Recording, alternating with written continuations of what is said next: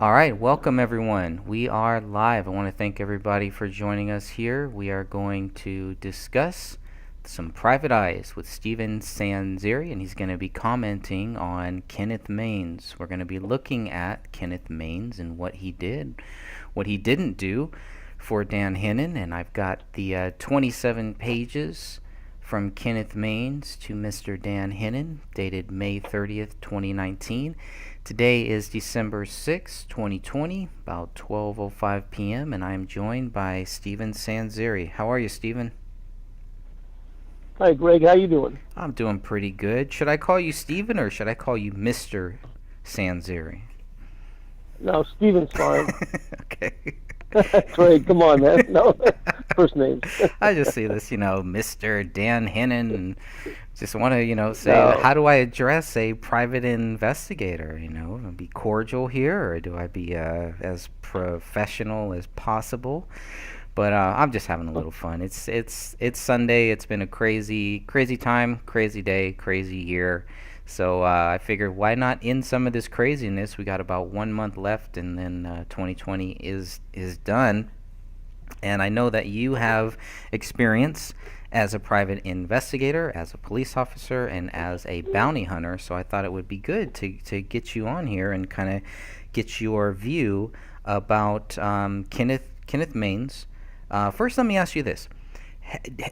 Have you heard of Kenneth Maines before I sent you this 27-page report?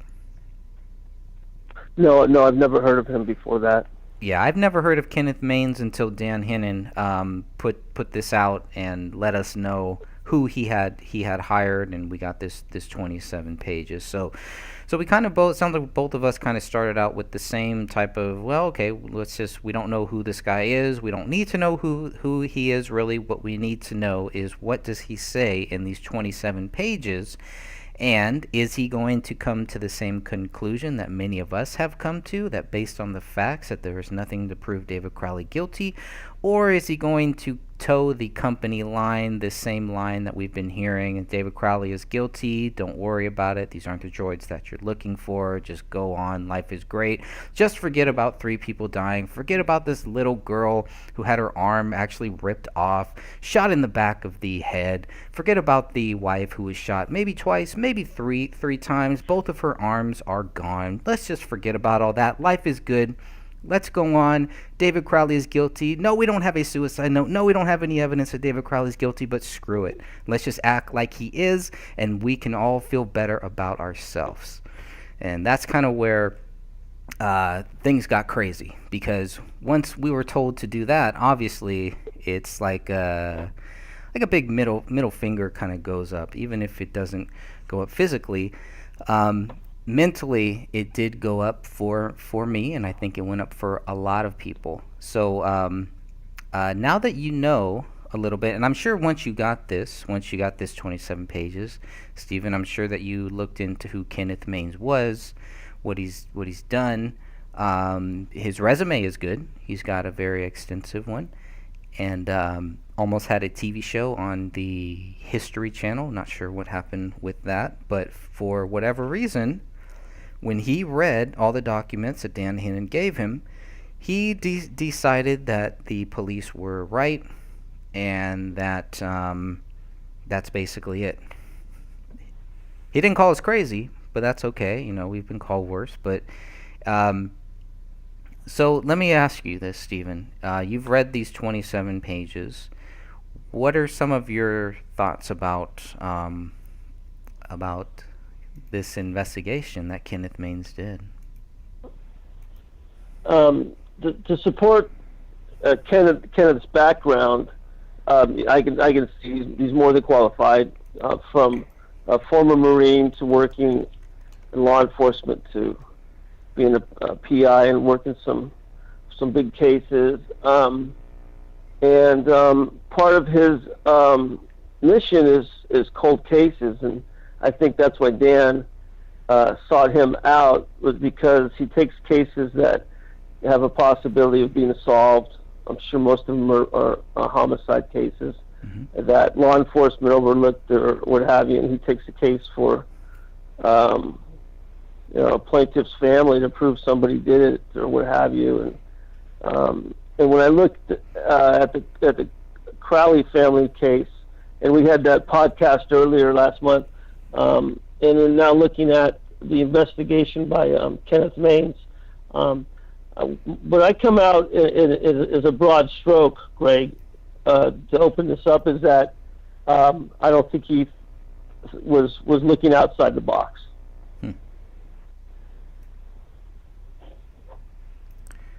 Yeah, I don't either. But how far outside would he have needed to go to kind of, actually have a few more questions or keep an open mind about the possibility that David Crowley did not do this? I mean, what could he have possibly found that would have led him to think that David Crowley is guilty? It's just because he didn't find any evidence of anybody else that could have done these crimes? That just doesn't seem right. It doesn't seem like David Crowley should be guilty unless we can find that somebody else is. Yeah, I mean, there's not a burden of proof by him or it being a PI to prove this or that. It's him presenting new, in this case, new facts that lead to new evidence, new questions that lead, from suspicion to, nothing seems as it always is. And just like when they missed the bullet up in, is it number 57 up in the ceiling, we have questions of that trajectory, and was it a hesitation shot? And it has David's DNA on that one. Mm-hmm. Okay, what's going on, and leading to also with Ranya's arm in her, was one thing, but the fractured rib, he brings that up, and what I'm getting at by not going and looking outside the box is taking that point of she had a fractured rib, and let's take a harder look at that. I mean, let's not just bypass that as was it from maybe a fall or the dog stepped on it after she was deceased. I don't know. I don't think so. We've all had fractured ribs, or some of us haven't. It's not really that common. I mean, it's not a common thing that fractured ribs. It just, I know a lot of people that haven't. So what caused that? Was it, and I was thinking it could have been, me thinking outside the box was, I still think maybe it was a hostage situation for a short time, like we spoke about. Somebody close to the family got access to the guns. They're holding the family up. They jabbed the weapon into Ranya's ribs, maybe. Just, that would freak a parent out. I mean, there's so many things that could have happened in that house, actions and everything else. It just isn't as simple as him going up and shooting his wife and daughter and shooting himself, and the end of story. It's not. That's not where it's at. It's much more. It's further than that. It should be, and even when we look at what Kenneth Maines says here for him, for me, it is always about the truth, no matter where that truth will lead me to. So based on that, we kind of expected more. I thought, okay, that's pretty good. That's pretty cool. Kenneth Maines was hired by Dan Hinnon to give consultation about the allegations against David Crowley. On May 30th, 2019, Kenneth Maines sent Dan his full report, and I believe Dan said he hired him in March, so March, April, May, so he had about 3 months to kind of look at this stuff. Kenneth Maines had one investigative task: to give my professional opinion as to the cause and manner of death and any additional factors that may have led to the deaths. Now, that's where I would have hoped to see more here. So, we really, I was disappointed. Go ahead. Oh, I'm sorry. I'm a bad interrupter, Greg. That's you okay. know that. I'm Mr. Interrupter, but I have a short memory sometimes with too much information. But just to elaborate on that is when he mentioned he doesn't want to rehash information you as in Dan already know. Mm-hmm. Rehash. I mean that's like, okay, you already know this. Well, no, we don't know this because we're hiring you to find this out. I mean, so right there he's throwing Dan under the bus. Yeah. Yeah, that's that yeah. It's a big disclaimer for him. That's what that's yeah. I didn't very that's a good word for it. Exactly, disclaimer. It's like, hey, Yes. you paid me $7,000, and I want to help you out, but let me just, let me stress. Here's what he also says: I want to stress that the conclusions of which I came up with are my opinion. I looked at the documents as an unbiased observer of facts in order to come up with the conclusion. I mean, right there, it's kind of like, okay, you can kind of see where he's going with this. He's going to. Well, if you look up Webster's, the word opinion says is not based on facts. You know that, okay? Right. Opinion. The word opinion is a word, but it's just my opinion. It technically means you're not based on facts. Right. So that's. I mean, if you want to get that heavy into it, I wouldn't use that word. That's for sure. Yeah, and it's your investigative task that is not based on facts there, which is fine. I mean, maybe if that was his understanding, and if that was Dan Hinnan's understanding, that he was just gonna he was gonna read all of these documents and basically give his opinion on it, then maybe that's what we really have here in these 27 pages. It would be nice if he could at least get the name right. I know in here there was one area where he was talking about David Crowley's project, and instead of calling it Gray State, he referred to it as Gray Space, and that really ticked me off there, because okay, sure, how serious is this guy taking it? We take this very seriously. To us, this is a very serious case. And I just kind of felt like, I think overall, I felt like Kenneth Maines just did not put a lot of heart and soul into this. I felt like it was just kind of going through the motions. I know a lot of people have felt like it was a big scam, that it was just this guy, and when you think about it, you're like, wow, I wonder how many other people have hired Kenneth Maines for something similar and also gotten just a bunch of regurgitated crap that we could have gotten. Is there any chance, because Kenneth Maines is a detective, or was, that there was no way that he was ever going to disagree with the Apple Valley police because of that thin blue line that we always hear about? Oh, absolutely. I crossed that thin blue line a long time ago. I mean, I had to.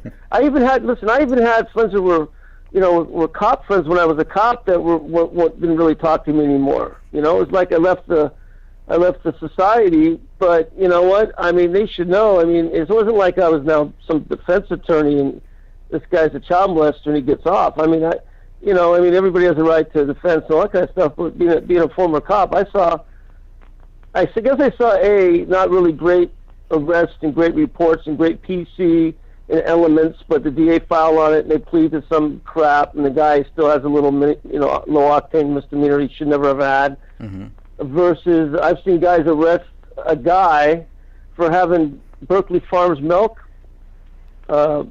containers, for holding up shelves in a college dorm. I mean, it's a felony. So you get these guys every which way, and you got to give up the thin blue line when you go into these situations, because you are going against the guys that you worked with, that everybody's trained and everything else, and you're not accusatory of corruption or anything. Ignorance is no excuse. Laziness is no excuse, even though there's a lot of laziness in police work. That's as bad as no oversight in some situations, but at the end of the day, they do a pretty good job. And did somebody get to these guys? Yeah. And I've turned down cases. I've worked for guys like Manny Lopez in San Diego. Now I work with Bill Papenhausen, top guys in San Diego PIs, and they've turned down cases. And there's cases you don't want to. I've had cases with the chief of police that was involved in a murder. We took it. It was pro per with the DA's office, but we never would have taken that case otherwise. There's no way we can't. We can defend the chief of police in a murder case. I mean, and the guy was guilty, but I think he would listen. He Kenneth Maines. 15 minutes of fame up to this point has been something with the Zodiac killer. Okay, 2017 made some sort of a deal with the History Channel, and listen, I grew up in the Bay Area as you did. We all knew about the Zodiac killer, and I have my thoughts on it. And I knew a very good PI that I worked with that actually was hired to look into that case by one of the victims' families, and it came up the same conclusion most of them did, with a little bit more. But he's writing on that and then throwing everything else, sweeping under the carpet. He's doing a disservice to his clients. Because it's not a big pond, Greg, in the United States for PIs, bounty hunters, those kind of guys. You make a case. If it's on CNN, you're the PI that found the smoking gun. You're on CNN. You can write your book. It's like Gloria Allred or Mark Garagos. It's the same thing. When do you say you don't want to do it or whatever? Attorneys are different. It seems that they have, not that the law backs them more. They're attorneys. People are scared of them. They can do stuff in court we can't do. But when you get yourself involved in a case that's so high profile, like in the Crowley case is a high profile case, and we hope it gets higher a profile. That's what we want. We want people to look into this case. That's what's going to get more press on it, and the news gets involved. We got a lot of support in the court of public opinion. Starts looking at it. Maybe they open it up under pressure. Does anybody get nailed for it? I don't know.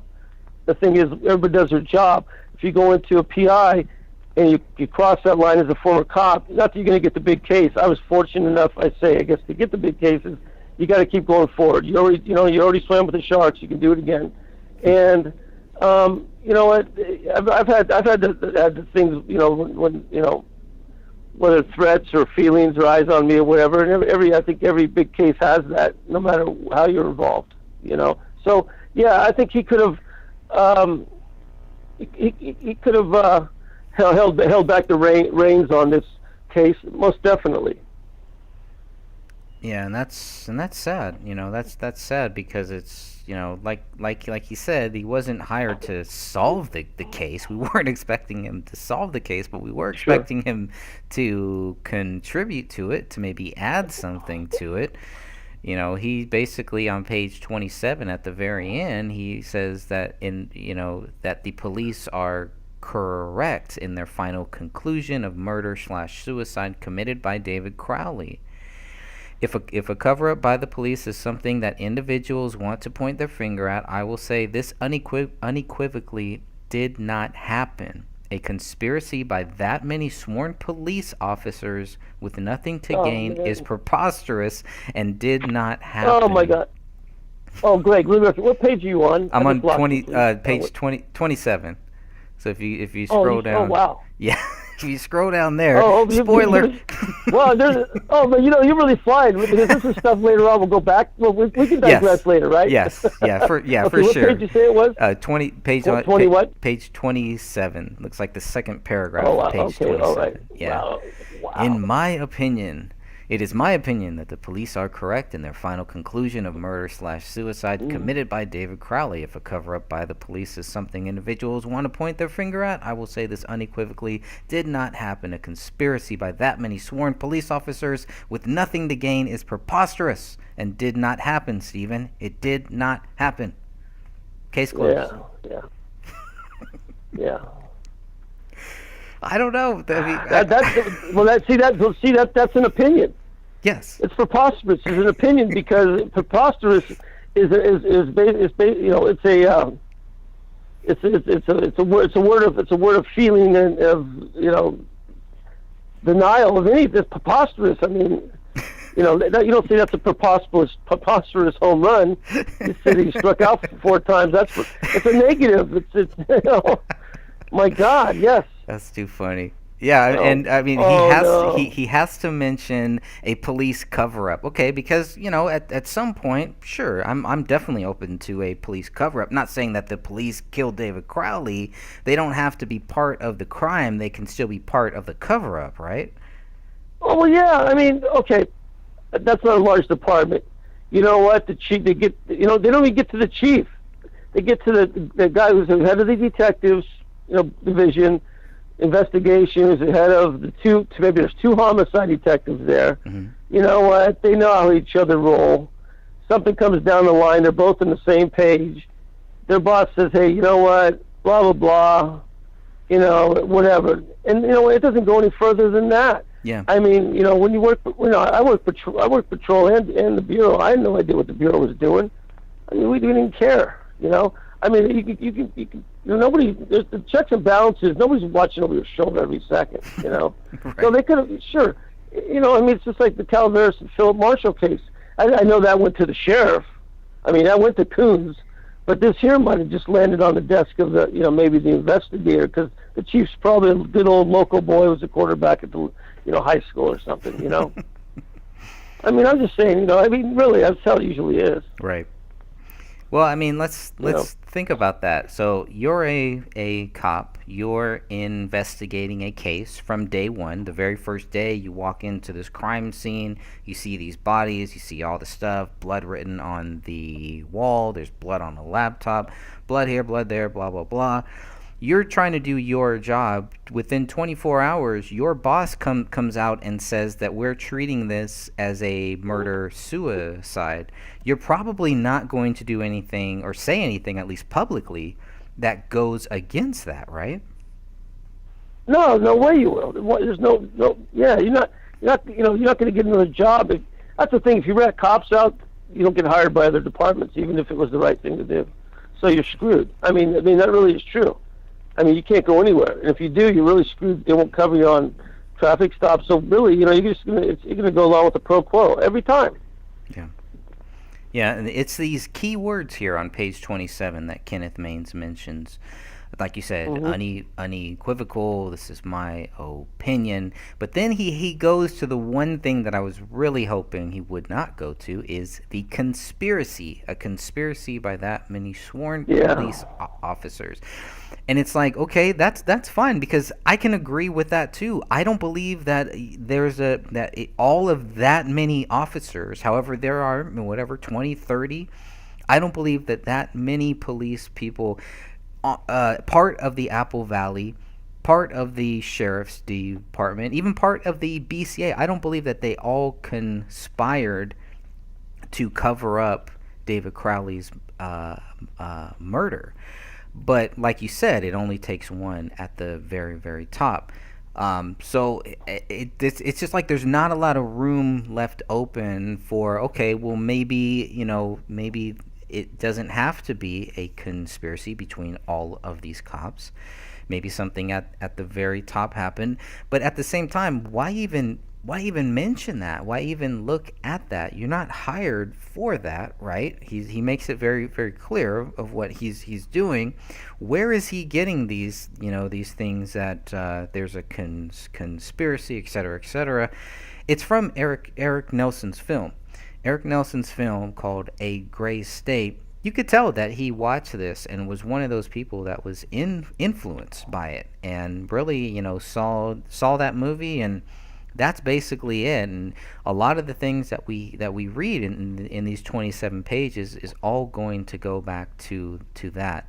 But he goes a little further, and this is where I can clearly see that he watched a Gray State, and he completely buys into it. He says, "It is obvious to me that David Crowley was diving into a downward spiral of madness."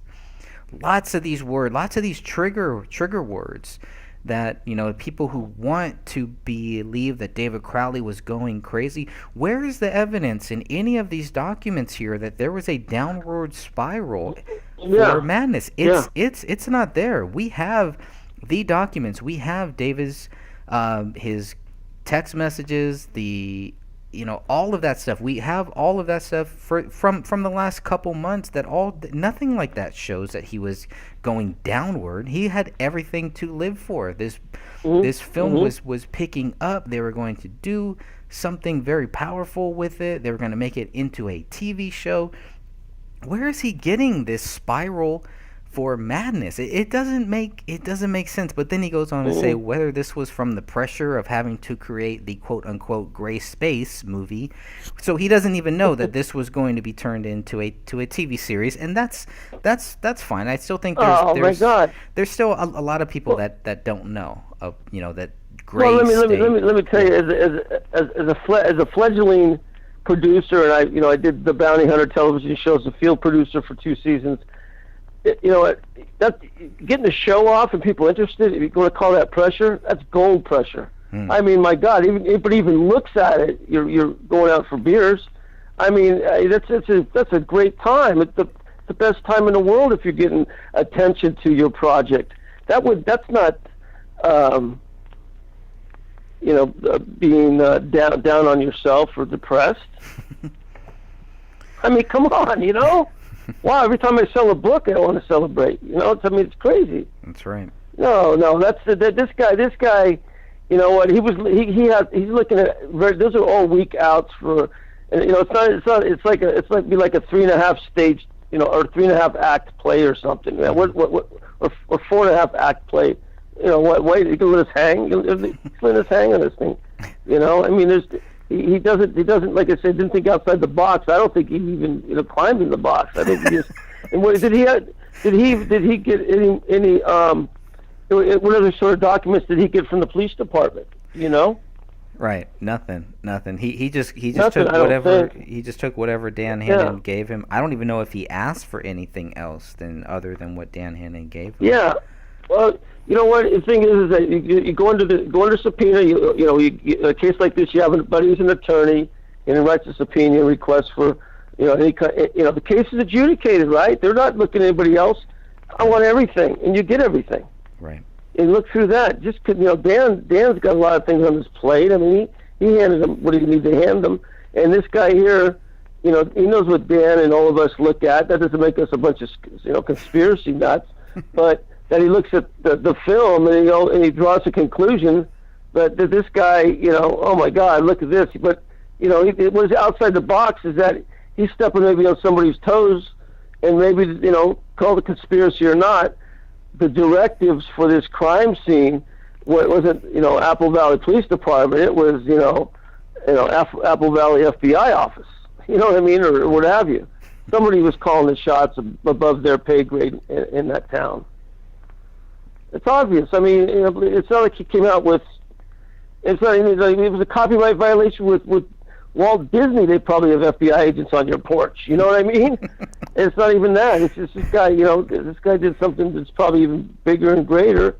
Maybe and things happen, and our guy, Kenneth Maines, the investigator, is just there's nothing drawn. The conclusions have already been drawn. He's not even I don't see anything in this report except things that he should have checked out. Yeah. Yeah, well, let me ask you this. How important is the why factor when you're looking at a murder case or a suicide case or anything? How important is it to understand why David Crowley would do this? Yeah, I mean, okay. I don't see why he would do it. I don't see anything for why he would do this. Mm-hmm. I see no motivation for him to do what he did. That's my answer. Now, if you couldn't see the why, would you then leave an open mind to say that David Crowley is not guilty? If you have... it just opens the whole... It's like opening every door and window in that house. Yeah. What kind of, fleeing leech came in there and killed that family under, I mean, we spoke about God, all is great, and the misspelling of that on the wall. I mean, these are mistakes that weren't caused. These are mistakes that weren't caused by that family. Somebody was in there and did this. Mm-hmm. There's too much blood spread around. The DNA, that Kenneth points to DNA on the firearm, David's weapon, to the magazine for that weapon, casings, and the safe was a push button pad safe with numbers, and that David's DNA was on all of those. Also, there was 2 to 3 or more others on all of those. And we spoke off of the air earlier, and I told you is when I had my firearms in the house, and I had, in the old days I didn't have a safe, just had a cool looking wooden cabinet. But when I got my safe, my wife. I mean, I don't think anybody ever got touched. I mean, nobody touched it. I mean, wow. So, who was in there? Who's the other DNA? Is there any? In a scene like this, they should have, extended it out to test for maybe matching that up. That would have been nice. That would have been great. Yeah. So with Camille, nobody. I mean, I don't know if it's like you said, she shot his weapons or he trained her. He may have. I had my wife shoot a couple times. It happens. But how much access did she have to that? And who's the other DNA? Listen, if you got 2 to 3 or 4 DNAs, and there's going to be more fingerprints that'll match up with the DNA on that. She was trained, and maybe Sophia or Catherine, maybe they have that that date. There was, I think it was 2009, that David and his wife, they did training. I believe it was for concealed carry. But they do have some training on that, and there's video. Obviously, there's video of her, shooting guns. So she definitely knew how to shoot. Both of these people, David and Camille, both knew how to shoot. We definitely know David did. How we have 2 missed bullets, how we have 2, 3, I guess, if you count, the one that goes into the basement. There is an unspent round that is found on the living room floor, and then we have the bullet that was shot into the living room ceiling. That's 3 misses, basically 3 missed shots. But yet David is this marksman. How does he miss shooting the dog? That's impossible. No one's buying that.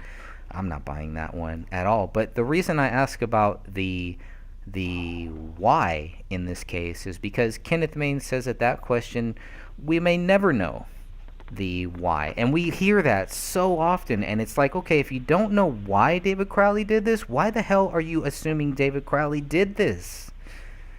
It doesn't make sense. Exactly. And then there's one more point too, also that Ken, I didn't see the police report that Ken brought up.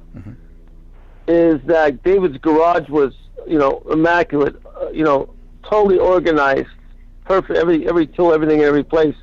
Yet where he kept his firearms or his night vision stuff or whatever had to do with paramilitary stuff was a mess. I don't see that. You don't do A to Z with how you keep your stuff wrapped tight, That is so having a garage, and he's a military guy. Yeah. I mean, my weapons, your weapons, everybody's tools of the trade are put away immaculately polished.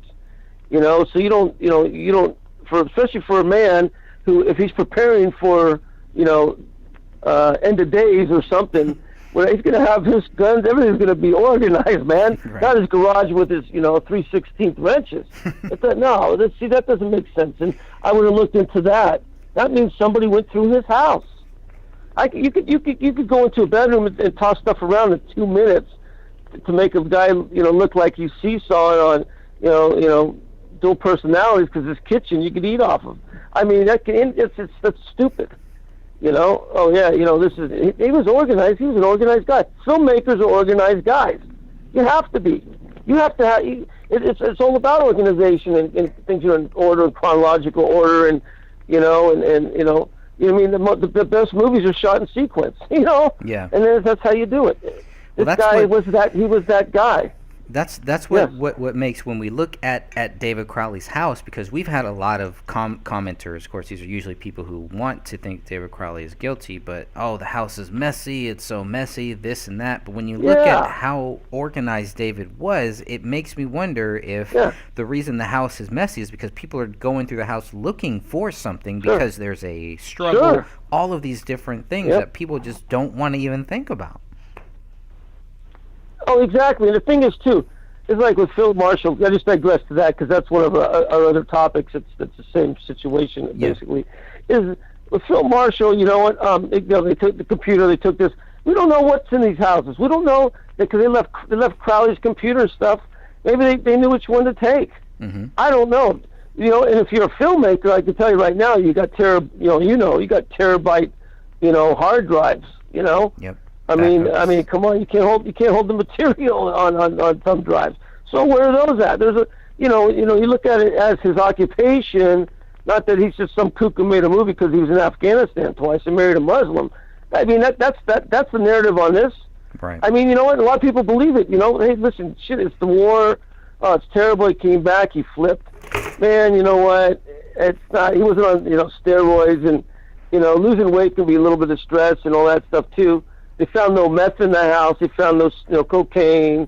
He smokes marijuana and mushrooms. As far as I know, you're not going to lose much weight on those. So, and the thing is the organization of his life is what I got out of this investigation with Kenneth Maines reported.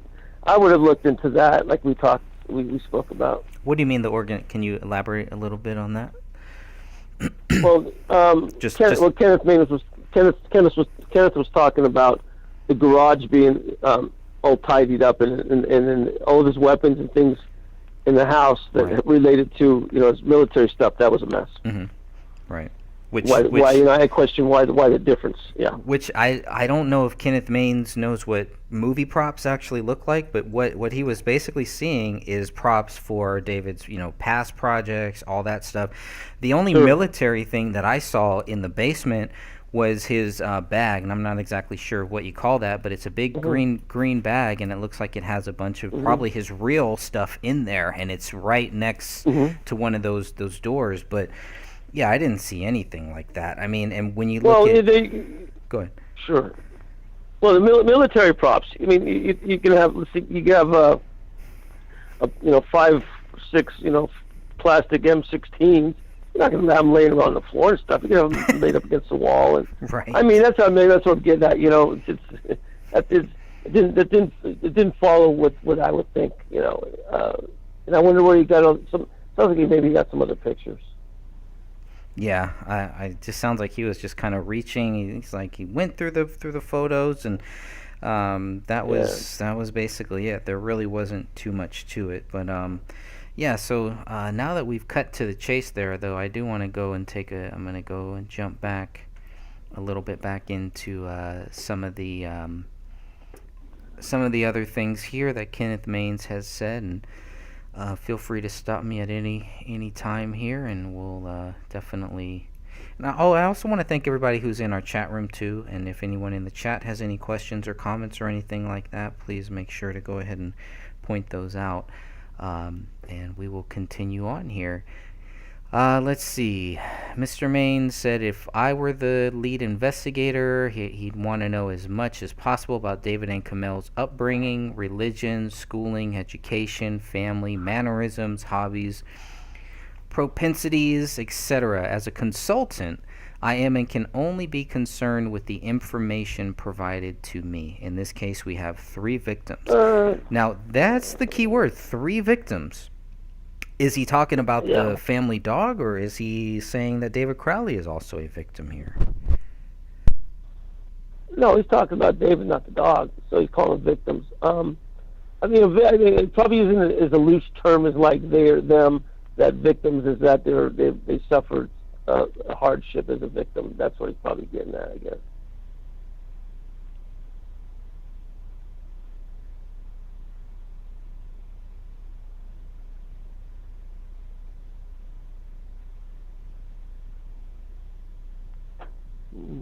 Greg, you there?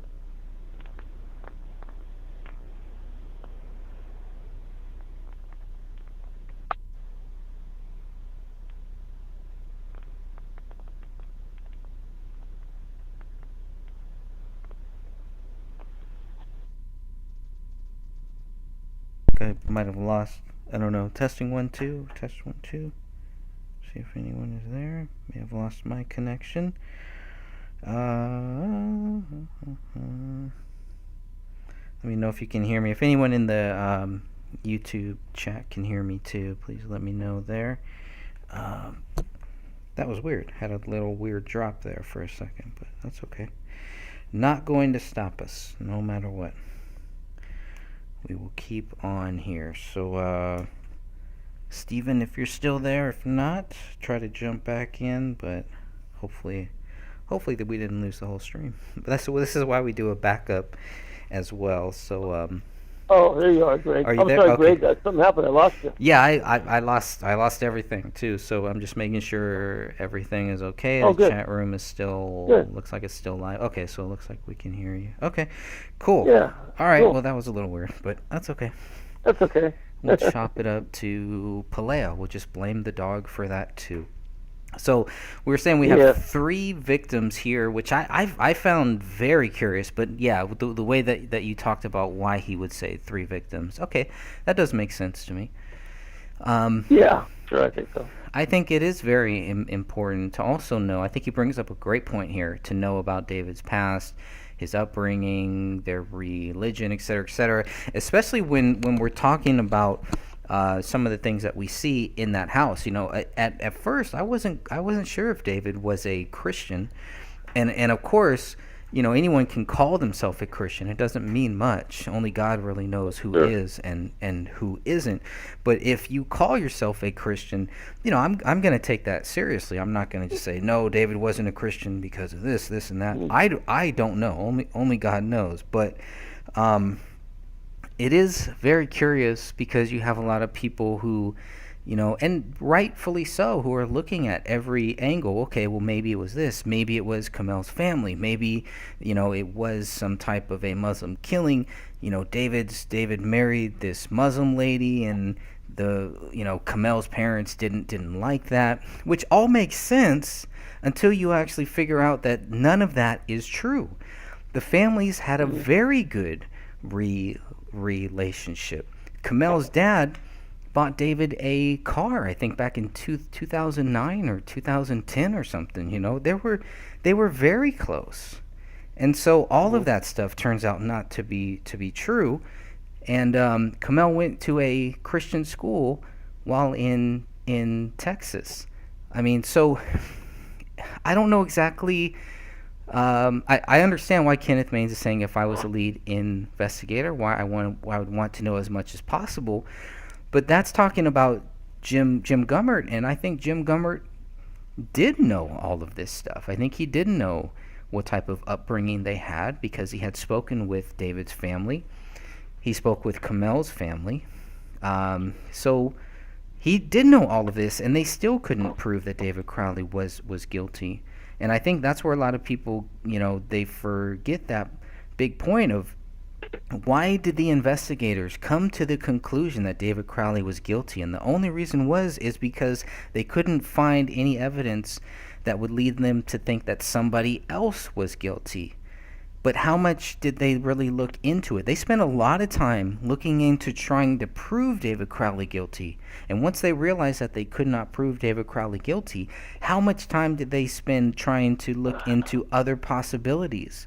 Zero. Well, Zero. Well, you know, when DNA started really working in crime scenes and stuff, there was a big reliance on that, which there should be in a lot of ways, not for the most part, but in a lot of ways.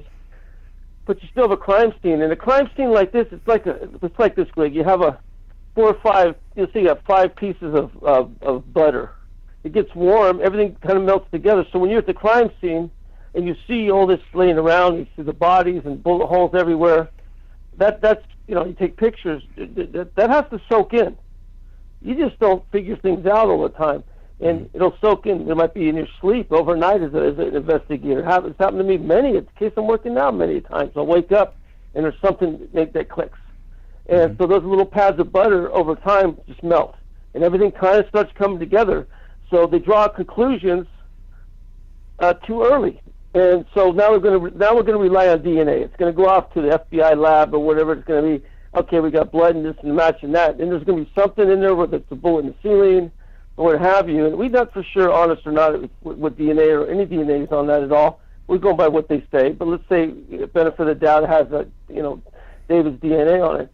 But they missed that bullet when they first had the pads of butter out there when they walked into the house. Right. The bullet in the ceiling, they missed that. So, see, I mean, and so when Kenneth Maines looks at this case and he's drawing conclusions and his opinions on this, there's things that he's saying that have already been done, basically. These things that he's looking at that should be questioned further, but he's not he's not questioning it. They didn't investigate for any further on these things, and that's what it is. The case changes as you look at it.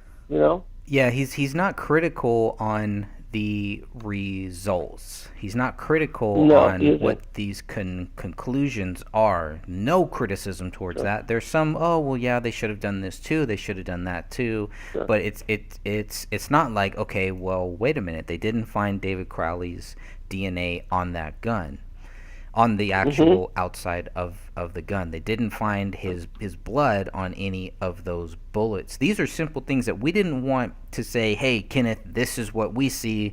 Tell us what you see. We were hoping he would see this stuff on his own. I have no training in this stuff. A lot of the people who have helped us with this case have no training in this stuff. How is it that we can see these simple things and these trained investigators can't?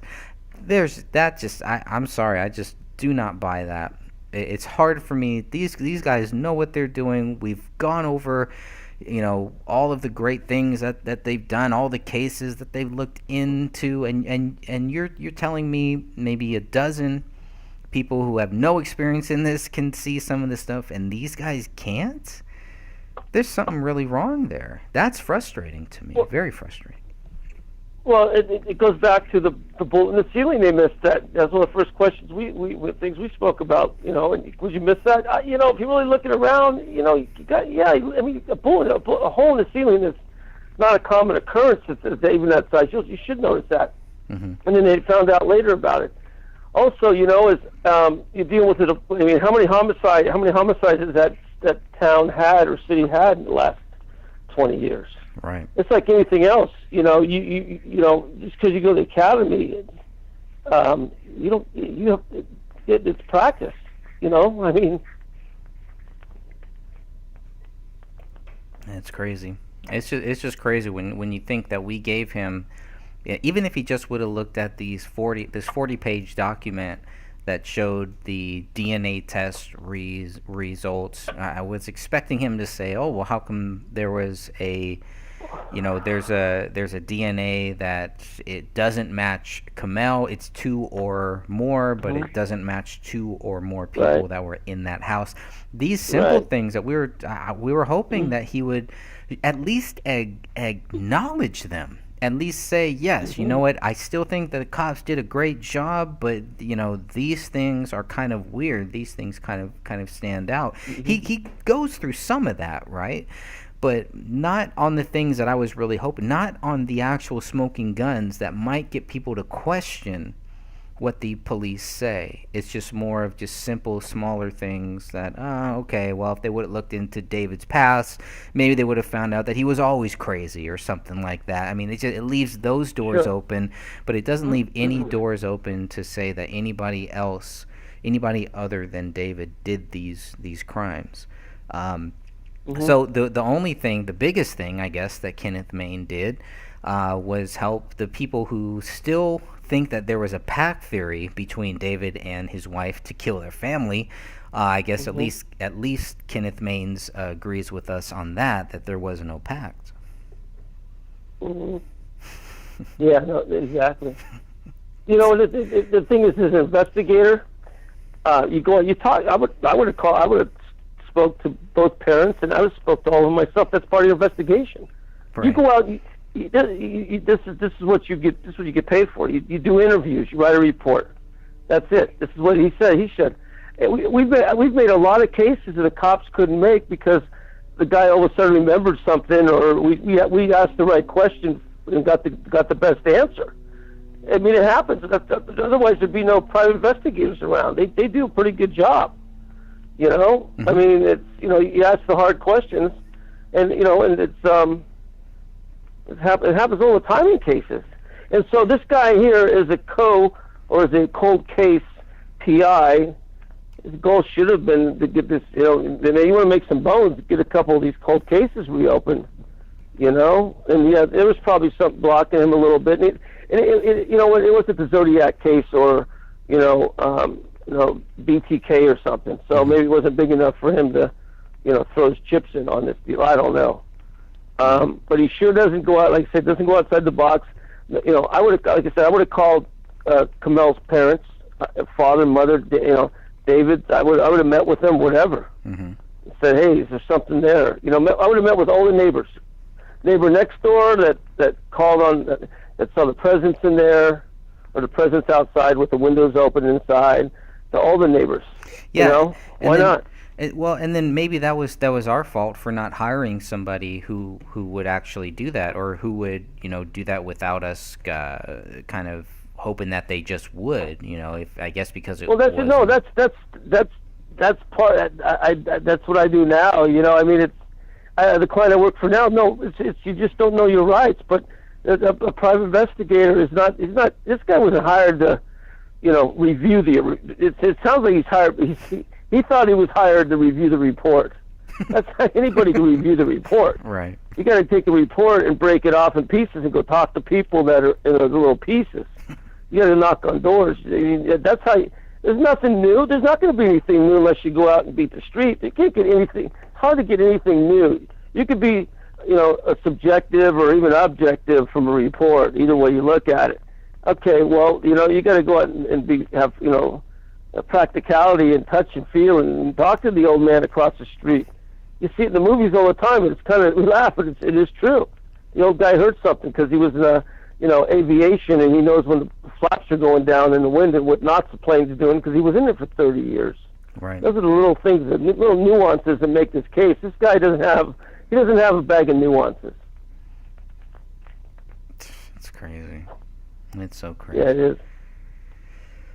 Just looking over some of the other pages here of what the investigation was, what he was doing, what he thought he was doing, and let's see here. Here's another one on page 7 where he praises the police job of what the police did. So here we have another area where. How many times did he kiss her? How many times did he praise them? I mean, I don't mean to laugh. I mean, wow. Yeah, I would have to. Well, is that the second? Yeah, that's the second time so far. But if we were to probably do a little tally on it, I'm sure we'd find a ton of them in there too. Yeah. We know. Yeah, we know where the bread's getting buttered. Okay. I mean, how do you miss the bullet that is later going to be tied to David's daughter? You miss the bullet that is somehow going to be tied to David. You don't find those, but yet somehow he's still praising their investigation. Extremely meticulous and documented very well. That's what he's saying on page 7. And we know that isn't true. We know that they messed up. They did a lot of things wrong here. We know that. Missing 2 bullets is a big deal. Having to come back, not because you wanted to come back to make sure you didn't miss anything. You had to come back because people told you that there were bullets there. That's the only reason why they came back. That doesn't sound like it's documented very well, in my opinion. I mean, he also. Well, what? Go ahead. Quickly, just to go ahead and give Apple Valley, whatever kudos. That's just like I said. Bottom line is they're not experienced in anything like this, so they are going to miss some things.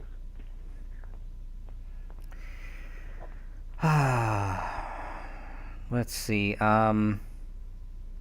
Another thing here is Maines believed the funding for David's project was quote-unquote somewhat faded out. By this I mean that there were some investors, friends, and associates of David's and his project that bowed out or were forced out by David. So that's another curious thing, because I don't know if that would have been in some of the documents or anything that Dan gave him. So that goes back to your theory of it wasn't just like Dan gave him a bunch of stuff and he was to just read it. At some point, he did do some outside investigation or snooping or something like that to find these other things. But it's like going on to Netflix and watching a documentary is not, it doesn't take that much effort. It's not putting him out a couple grand. It does. Well, no, it doesn't at all. And there was something I was going to mention. We keep going about the film and such, but go ahead and. No, it's okay. Yeah, sorry if I interrupt you, because Oh, I know no, people. you're fine. No, you're fine. What this point is here is people want to hear your view. They don't want to hear my. They've heard my view. I've already done 20,000 videos on this stuff. They want to hear your view on this case. They want to understand, from a private investigator's point, what are the things that you do? What are the things that you don't do? Where did Kenneth Maines go right? Where did he go wrong? So at any time, if you think of anything like that, go ahead and just stop me while I'm going on here. Oh, I mean, since you're bringing that up, basically a private investigator is not a police officer. A lot of them are former police officers or private citizens. If they're asked to leave your property in the backyard because they got a camera, they have to leave. They can't break the law that way. What they do is they investigate a situation, whether it's civil or criminal, and come up with a determination that is, either with or against the law enforcement, or it's right or wrong, but very, subjective. Like I said, there's objective in there too. You lay out the facts, and one of the biggest things with private investigators, like with Ken here, I'm not degrading him, which is the biggest thing he's doing, but you give an opinion. You can't giving opinions is really, you gotta be really careful with it, and you can based on experience. But basically, is you're like you're telling a story. You're writing a screenplay. You're in it, but you can't say I, me, I did this necessarily. You just take what they tell you, and put it into third person. And when you see an opening where there's a question, you take that question and you just move off and put it aside and investigate all of that. And then you may have to knock on doors then, like with talking to the neighbors up there and such. And it's just so surprising, which it is, and I should say, I expect it when we do investigations, that we always find out something new that turns something around. And like my old PI partner said, as long as you got somebody to talk to, the investigation's open. There's a lot of people to talk to on this case, Greg. I would have spoke, to everybody and anybody, even a phone call. You can admonish them on a phone and in a phone call and take notes as an investigator, and that phone, those notes are still admissible in court. You don't have to drive out to their ranch in Nebraska, 400 miles away. It's not like that. So I mean, it's and you do find out, because once the police are on the scene, the bodies are there, the coroner's coming out, detectives are there. Everybody has done their job. They got these little jobs to do, and everybody's job's gone. The evidence guys, the ME's there. Everybody's done, and pretty much the patrolman saw this. He's out now. He's a patrolman again, and the detective that was there was helping out the homicide detective. Might have been a robbery detective, and that robbery detective now has got to do with robberies and burglaries, and so it kind of lands back on one desk or so, and from there, that's where it ends up. And then you have the DNA and all of the forensics and toxicologies and everything is done through labs behind that, and they put it together. But there's so many unanswered questions in between, and there always is. Yeah. It's kind of summing it up, I guess. That's good. That's a good way to sum it up there, I think. Yeah. So aside from Mains's praise for the Apple Valley investigators who, couldn't prove David Crowley guilty, they just would assume David Crowley was because they couldn't prove anybody else was, even though they didn't look for anybody else. Maines, also thinks that David's project was fading out and all that. We know that's not true. There's nothing to back out that the thing was fading out. It looks like it was actually ramping up. And if anyone has read David Crowley's script, I won't spoil it here for you, but it's definitely worth reading, and I think it's really, really good. And this is all way before David was taking the script and turning it into a TV series. So I would have loved to have read some of the stuff that came later on, maybe in the last three months. And it seems like that's what David was actually working on in those last 3 months of his life, was some type of a treatment that would focus on a Gray State TV series. But he was also focusing on the documentary that was a companion piece to this whole project that talked about what is really happening, how it relates to what is going on, etc., etc. So very knowledgeable guy.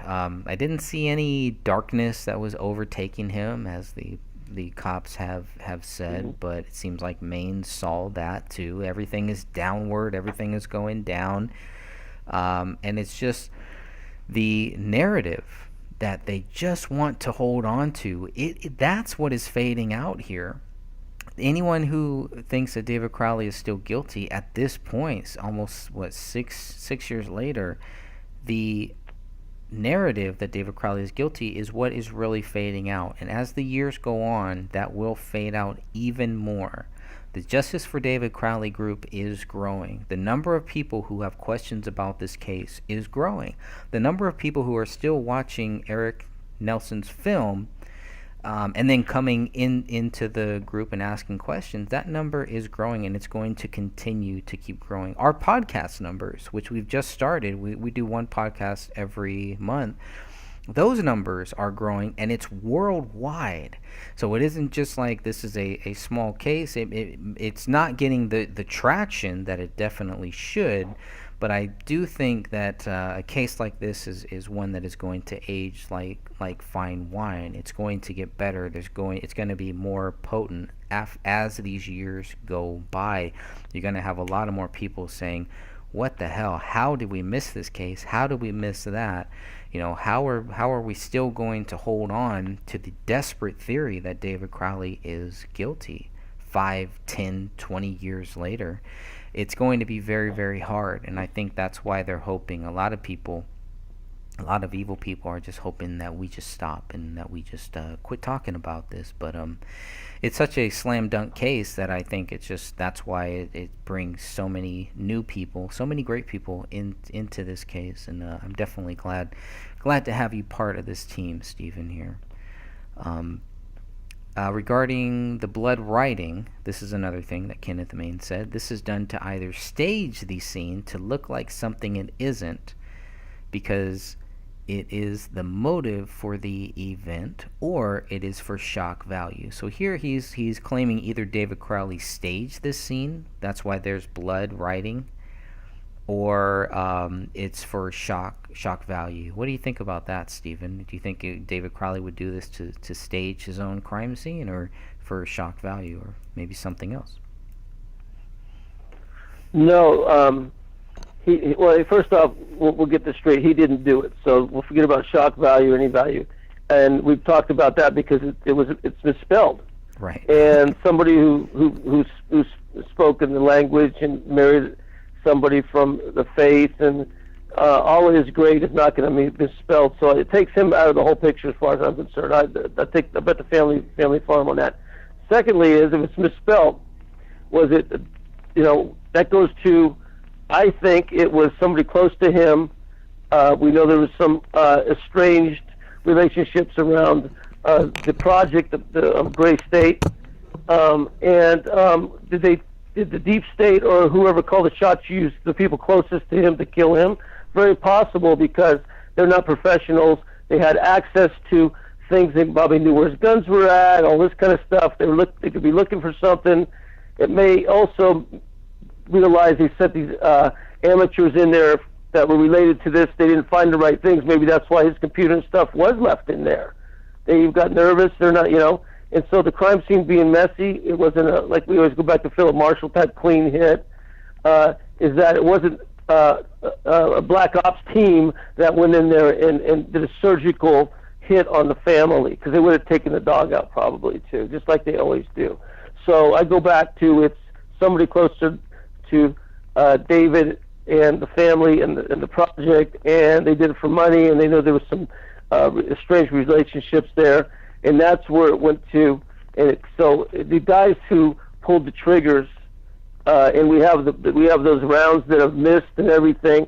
Man, if David is that kind of soldier, which he was, and a hard charger, and that if he was that crazy, which he had the tenacity, the motivation, the strength, he's seen death, he's already shot his wife and kid. I don't think he's going to have a problem putting one bullet in his head. I mean, I'm not speaking for him, but I mean, if you add those emotions up and package that like a little rubber ball and it explodes, he's got nothing to lose, and he knew that the minute he shot his wife and kid. So missing yourself with a hesitation shot, no way, Greg, no way. This is definitely a hit, and it's an unprofessional trigger on the hit. Is there any way, since we know that Kamel's DNA, her blood DNA, was tied to 3 bullets, right? Does that show that she was shot 3 times? Well, is it Sophia brought Catherine and Sophia brought that up 3 times. On Kenneth, you are correct. On Kenneth's report, he says twice. I think this. I don't know if he's trying to be fancy, do a little picture of the skull, or whatever. I think that Catherine might have been right, but the 3 times, because there's 2 bullets, with the one in the bottom basement, the one that went to the ceiling. But that would have to be 3 times the Camille, which would then bring it to the 4 shots that were struck. You know what I mean? So I don't know. I mean, his is different from what we spoke about earlier. Possibly 3 shots, which it could have been. Now, was that a hesitation shot over her head that went into the ceiling? I don't see David. No, you shoot somebody 3 times in the head. I think that switches from some sort of murder passion, a religious thing, to hatred. You know what I mean? I mean, wow, 3 times in the head. That's like hatred now. So much. I mean, there's much more than that. I mean, there's some rough edges there, Greg, on that call. Well, yeah, and it's like, okay, what is the actual motive? What would be David Crowley's motive for doing this? And I don't feel like we got that from Kenneth Mains. I don't feel like he gave us a real motive and said, hey, this is why. There's really nothing there. It's the same talking points that the police say in the sloppumentary. It's the exact same thing. It's nothing new here. Well, okay, let's talk about what we've been doing with Philip Marshall, Haney out of Amador County. Mm-hmm. Philip Haney, yeah. Philip Haney, a DHS guy, gonna get married, talking to his buddies about this, but coming out, with a new book about Homeland Security and Hillary and everything. And he ends up found 1 bullet wound in his head on his RV up in Amador County. Philip Marshall wrote a book, The Big Bamboozle, and Old Barry Seal Connections, and him and his kids and the dog are all shot. Now, our guy David Crowley's in the same realm. Something is connected to that also, and now he's another one who just shot himself too. Come on, people. I know. I mean, when's the last time you heard about your neighbor shooting his kids and the dog and everybody? Doesn't happen, man. And if you want to go with Chris Benoit with the WWE, which is very sad, the steroid thing, he killed his wife and daughter and stuff. But even that, I mean, I looked into that just to look at the wrestling thing. It just, that was steroids. I mean, that's a drug and such. But we're not. He wasn't connected to the deep state or Illuminati or pissed off Hillary and Bill. He wasn't, but Vince McMahon, his boss, could have been the owner of the WWE. Could have been. Yeah. That's a whole other conspiracy. Yeah. You know what? That's another story, probably. Yeah, exactly. Yeah, Vince McMahon. But everything we look at is, we're asking the hard right. These are the right questions, and people just look into these things, and it's a Mariposa, and it goes into what we're dealing with, Ronnie Cole to Jerry Cox, onto what I did, onto Mark Argaletta's murder, to Judge Salas's son's murder in Jersey the same week by apparently the same guy. This just doesn't happen. This is normal. This is just not how it works. I mean, is there any police training where they say, hey, if you walk into a house and you see a gun next to next to the guy, then you just automatically think that he's guilty, that he killed himself and he killed everybody else in this room. What type of training are we having here? Is this a big issue of just, you know what, police need to be trained differently to just say, you know what, don't forget, you are innocent until proven guilty. So don't just walk into a room, you see a gun next to a person, and think that he is the person that shot everybody else up. Is this a training issue? Oh, you know, it's kind of like racial profiling or something, like, pulled people, black folks that are pulled over and all that, and it does happen. And I guarantee as a cop, I never saw that as that's, this is what you can do. I don't care if you're black, white, or yellow. If you're driving at 2 a.m. in a neighborhood that doesn't have any traffic, you're going to get stopped for something. Right. Okay, we'll figure it out, because it doesn't matter. We can't when we're behind a sedan back in the day. We couldn't tell black, white, or who's driving a car from 40 feet away behind them. Come on. Same thing here. There's prejudice and bias. But if I walk into a crime scene, and when I do these cases, I put myself in those crime scenes, as if I was just walking through by myself, as a ghost, and I just see these people laying there. What would I see? And putting this together, and no, I wouldn't see. If I saw a gun and saw 3 people there, I would think homicide first. Absolutely not. Well, let's see, maybe the wife shot him. Right. Maybe maybe it's not just the guy. It's like the guy's cheating on the wife. It goes both ways. Same thing here. Maybe she shot him. Maybe she shot herself and she fell forward. I don't know. But all I know is there's a gun and there's 3 bodies there. Wow. I would first think I would think that it's a homicide. It's definitely a homicide, because it's not free suicide, right? It really is. They're not going to take turns. I don't mean to be facetious. But it's a homicide. So from there, what you do is you're looking at it, in the pictures and everything else. But it's like what you're doing. I bet you and Catherine and Sophia spend more time on this case than almost anybody on this case. And you know what? You guys are smart, and you're doing other cases. You're going to see things, and it's not a matter of the academy teaching this and that. You know what? Academy. I tell you what. There's the homicide block in the academy when I went through, I think, was probably 5-hour course, man. Seriously. Wow. I went to San Jose's academy. It's not so much you got to learn as a police officer. You don't learn anything really until you end up on the street, and you start figuring it out. And because no two cases are exactly the same. What are the type of stuff that they teach you there in the homicide? I mean, and that's different to when you are out on the streets. Oh, well, you know what? The first thing is evidence, chain of evidence, handling evidence, photographing. Because once you take the body and everything away, you cannot recreate that.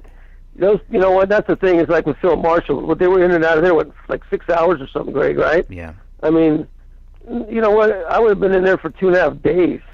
Are you kidding me? I mean, no. Listen. You got a small county with two innocent kids and a guy. And let's just put it this way. You're the chief, and let's say I look at this and I'm the chief, whether it's Philip Marshall or I'm the sheriff of Amador County with Philip Haney, who's related to DHS. I mean, he's one of the guys who invented the Department of Homeland Security, literally.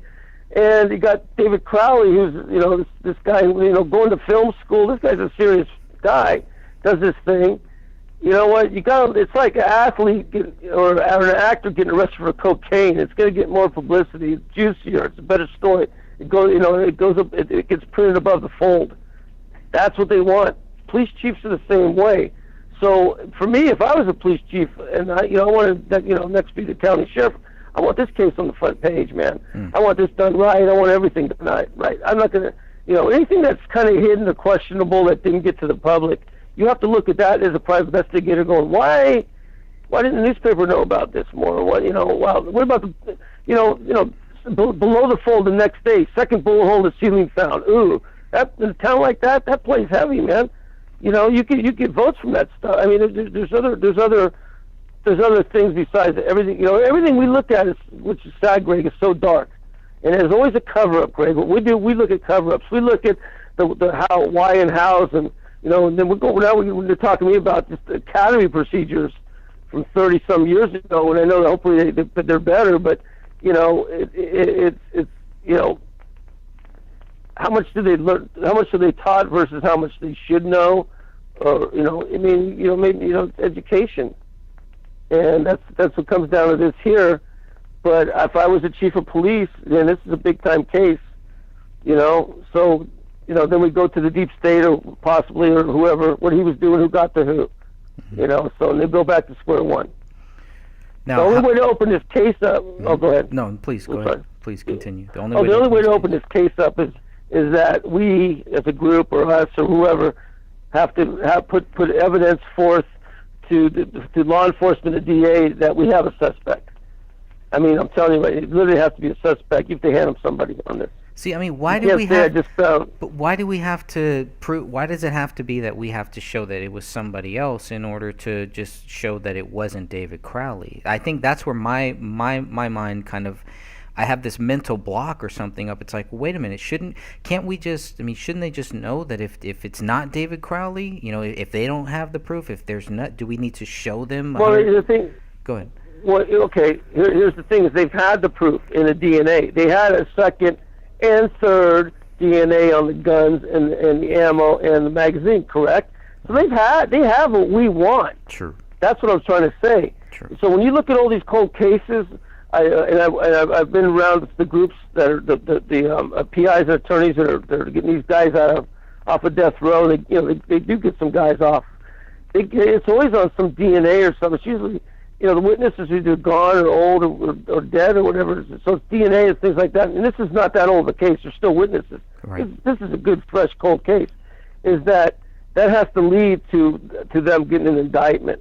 And to get that indictment, you can put all the evidence in front of them if you could push them to do that one more step and say, this is Joe Blow's DNA and he just killed 10 people in New Jersey last week.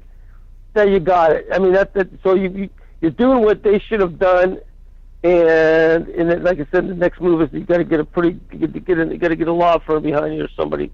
Then there's to put, because there's stuff that you can't do or whatever, but that's basically everything's still there. I think to get this solved, and you're right. As longer this goes, this is the kind of case that totally qualifies to be looked at again, and people are going to look at that way. It's not just this happened. There's no way. Right. Yeah. Can you go down, if you have the Kenneth Maines report? Can we look at page 7 for a second? You know what? I'm on 7. I think I get my report. For some reason, it's shorter than yours. Page 7. Okay, let me see. Okay, what's it say at the top? So on page 7 at the top, it says the investigation. That's the title. You know what? For some reason, my pages are off. Okay. That's okay. Do you have? Is yours the 27 pager? 27 page. No, mine's a shorter one. You gave me a shorter one. Did I really? Oh, okay. Well, I need. Yeah, I got the one that's only. Mine's the 24 pager. That's weird. Maybe. Yeah, that's pretty okay. weird. Okay. I'll try to find it. Okay, because this is where the title of it is the investigation. And what I wanted to talk about is Kenneth Maines says that there is a 10-step process in which I like to use in looking at these cases, and then he kind of goes through what those 10 steps are. And I wanted to get your view on these 10 steps. What do you think about his 10-step process, and what do you think about him using the 10-step process in this case? You know what? I don't have it in front of me. I can't even see what his 10-step process is. Okay, let me read the 10-step process. Number 1 is the background. 2 is the reports and the research. 3 is the crime scene revisit. 4 is actually interviewing people. 5 is the evidence, the proof. 6 is the victimology. 7 is the suspectology. 8 is the criminal profiling / crime scene assessment. 9 is the timelines, and 10 is the deduction. And what I'm going to do is I'm going to text you. I'm going to text you this document so that way that you have it. if you want to go and read, look back at these 10-step process. But Oh, sure, yeah. Mhm. Oh, I understand. You know what? That's basic PI 101. Okay. So some of us do our reports differently, but that's pretty much covers it all. The thing is did he do it? No, he didn't do all that. He didn't interview people he should have interviewed. So the 10-step process wasn't fulfilled. But there's times maybe you don't have to on certain things. There's times you don't even have to talk to anybody. There's no witnesses or whatever. But everything he's put in there, it appears most of this work's been done for him. Lacking his access to any kind of labs or DNA or like that. And I mean, you can do private stuff. You got to contact the family. But I just see this thing as being a kind of boilerplate. Yeah. I guess. Let's see. So let me ask you: do you have a 10-step process? No, not really. I mean, no. I mean, I go out. It's nothing. When I write the report, I have a process. Mm-hmm. But my investigation is, the biggest thing in cases is who do we talk to at what time that's not going to interfere or divulge anything to the next guy. We want to, you got to line up your ducks, and it's very important who you talk to, because when you talk to the wrong person the first time, it blow your whole case. So that's a big part of it. And the big thing is, I think it's being really nice to people out there. I mean, that's kind of maybe aside the subject, but you can go a long way with just being nice to people. They'll tell you anything. The other thing is that don't give law enforcement any information. I keep reports from law enforcement to the last minute. First off, they don't want to be bothered unless you really got something. Mm-hmm. But you also don't want them to interfere with something that, if this was a cover-up or a so-called conspiracy, that they know any of your moves. I mean, our reports go to law enforcement at the very last. We double-check everything, mm-hmm. and then it goes off to them. And we start asking questions, and if we want to look at a case to get reopened or looked at, I got a case now which, they've already turned it down for a manslaughter. I'm rewriting the report and handing it to them with more elements and some other stuff and giving it another shot. I still got open communication with them. I'm like, I'll be in contact, no problem. Let's know what you got, who you talk to. I mean, so then you start working with them. This situation here is different than a dog bite case. I mean, this guy, and he keeps praising them and everything else, forgetting about maybe he was the wrong guy for this case. He's definitely qualified, and I've seen it looks like he's probably fine. Mm-hmm. This is what we call a Hollywood case. It's going to publicity. A lot of eyes are going to look at it. It's deep state stuff. It's newsworthy, and it has been newsworthy. It's a Hollywood case. These are, and these are the hardest ones because everybody's looking at it.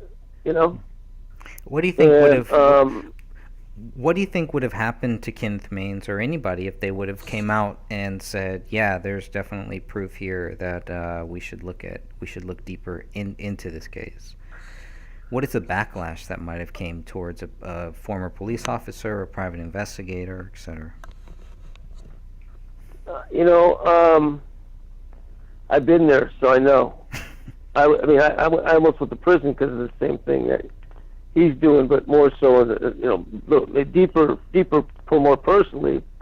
So, and it cost me. So I know. In this case here, and there's no internet back in 1995 like that, and all the stuff that's going on. So it's different.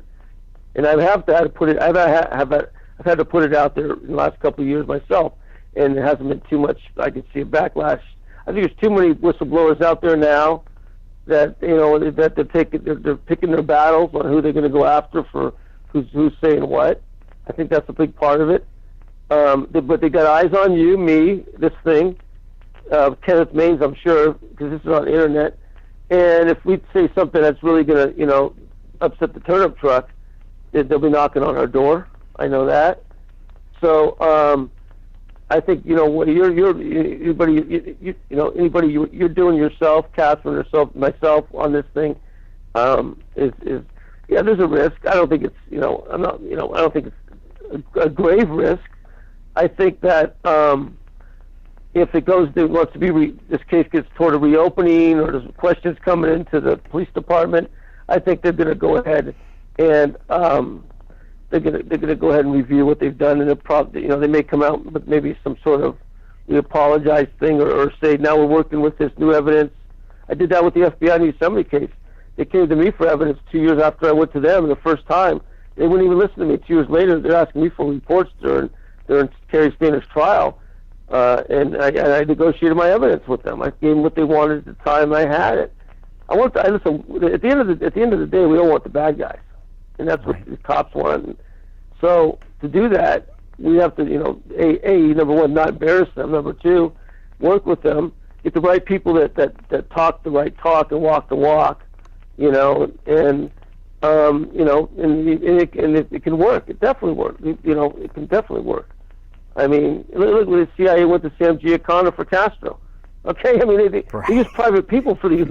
We're in good shape, right? But I mean, it is the government. They don't use government doesn't use some secret agent man for CIA and FBI.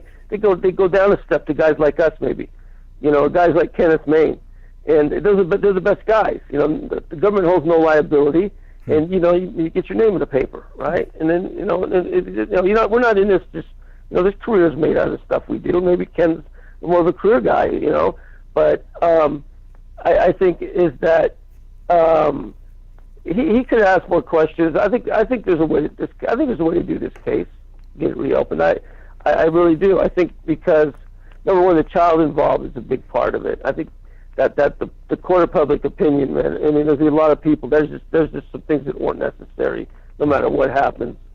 And let's throw out. Everybody's crazy. And Philip Marshall, his ex-wife was, saying, "Oh, he took all sorts of drugs," and she's banging the old sheriff. I mean, really. So I mean, what credibility is that? All right. I mean, to me, there's almost motivation on that one. I hate to say it, but here we have a different situation, and we can blame he's a combat veteran. We can blame that to this, that. He's artistic. I mean, he went to film school. I've never been to film school. I got friends that have. And those guys are sharp. They know what they're doing. And he had a message, and he was killed for his message. I mean, all these are cover-ups. This one was it bothers me. The biggest thing, Greg, with this here, I think it was a Philip Marshall type of situation.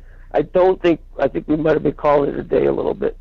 Philip Marshall, we've kind of called it a day on that. I think a little more because we know that there's something. There's only so far we can go on that. Right. I think. Right. On this case here, I think a lot of people start chirping like a bird, and people they're going to cough up information, and I think there's a lot out there, and I think Kenneth could have gone ahead and done a little bit more on talking to people. Yeah, and I was trying to text you some of this document actually, and of course sure. it wouldn't just go got through. It. There's something. Oh, hopefully you got the image because that's the image with the 10 steps. But I had tried to send you the full document, the PDF, and of course. Oh, I got it right here. Oh, you did. Yeah. Okay, great. So so so we've already covered the 10 points. I'm going to look on page 8. Right. The police department did an outstanding job, in my opinion, on collecting and documenting the evidence in this case. That's a hard sentence to read. I mean, it's that just I don't know. It says, okay, I was not afforded. Is that a third? Is that? That's a that quote. The third time he's paid. Yeah, that's probably the third. third. That's the third. Yes. Is that the third time he's patronizing the police department? Yeah. Yep. Okay. You know what? Since we're talking loosely today a little bit about, this guy. Thank him for his service. He's a former Marine, and he becomes a police officer. He's been pretty much a regulated, organized, this way of the highway kind of guy. I mean, and he's a lot more robotic than I would be on this case. You know that. And that's what the cops are trained like. It's like my lieutenant used to say, you're like your police car, but you're not. You're not black or white. You're gray, and that's how we think. And the guys that do that, that's what makes those great detectives and everything. Is those guys. A lot of them are just by the box, or think out inside the box, and just by the letter of the law, not spirit of the law, and their mindsets like that. Mm-hmm. And they don't ask a lot of questions, and they don't see unless it hits them in the head. And that's a lot of this here. I can see that in the opening of his introduction to what he is and what he does. There's 2 pages on his resume on this thing. Mm-hmm. And I'm not saying he's a show off or he's a hot dog or anything else, but you don't need to do all that. I mean, I looked him up and I saw enough there. I mean, he's definitely been. He's regulated. He's not an out of the box kind of guy, Greg. And I think that's a lot of why you didn't come up with certain things or answers that we were looking for. Yeah, that's too bad. That's really too bad there. Since we're kind of jumping around here, I did want to ask you one more question about, as a police, when the police first go to the residence. As a cop, how much of the 911 call, how much of that are you influenced by? Meaning, if you hear things in that 911 call, how more likely are you to maintain that whatever is said in the 911 call, generally? Well, the dispatchers get the 911 call, so they'll get the screaming and yelling. There's been somebody just shot at me or whatever. Mm-hmm. What comes over the radio to us mm-hmm. is very brief, and there'll be things that they'll say, shots fired, two males down, suspect seen leaving south on Garfield Street. Units to respond, code 3. And that's all we need. We don't know. We don't know anything else. You just know. So this here was, this probably came 911 like a welfare call. 3 bodies. You saw it through the open window. As soon as you hear bodies, they probably dispatch detectives on that call right away too. Saw a supervisor. You'd pretty much have any. If there's a lieutenant on the street, he'd be responding to that call. Is it possible to get the respondents between? Because we have the actual 911 call text, but is it possible to get the correspondence between the dispatch and the cops that they're communicating with legally? Yeah. You get dispatch tapes. Yeah. You just have to know the dispatch office and put in the FOIA request type thing. Yeah, I mean, I guess because the case is adjudicated, you should be able to get the radio transmissions for the whole call. Yeah, and that's a big deal, because in this case, one of the very first things that the neighbor says is that I think there's been a murder or a suicide. And so I'm wondering if that information would be relayed to the officers that are responding to this, that are going to show up here. Yeah, absolutely. They would get that and more. Yeah, they get the Christmas presents. Yeah. They get all that. If there was a gun found, they would get that. If this neighbor claimed that it looked like the dog had eaten these bodies, would they get that? Things like that. So these are all the things. Well, the neighbor. Go ahead. Oh, the neighbor just peeked through the window, right? Yes, and was able to figure out the whole thing by just looking through this window. Yes. Wait, back up. You're saying the neighbor figured out a bunch of stuff by just looking through the window? Absolutely. So I mean, but the neighbor was able to say the dog was eating the people through the window? Yep. Not really. That it looked like the dog had eaten the heads. It looked like this was a murder or a suicide. He could see. And he said murder, suicide. Okay. He said murder or suicide, but it's weird to mention either or for me. You know what I mean? I've never heard this before. Envision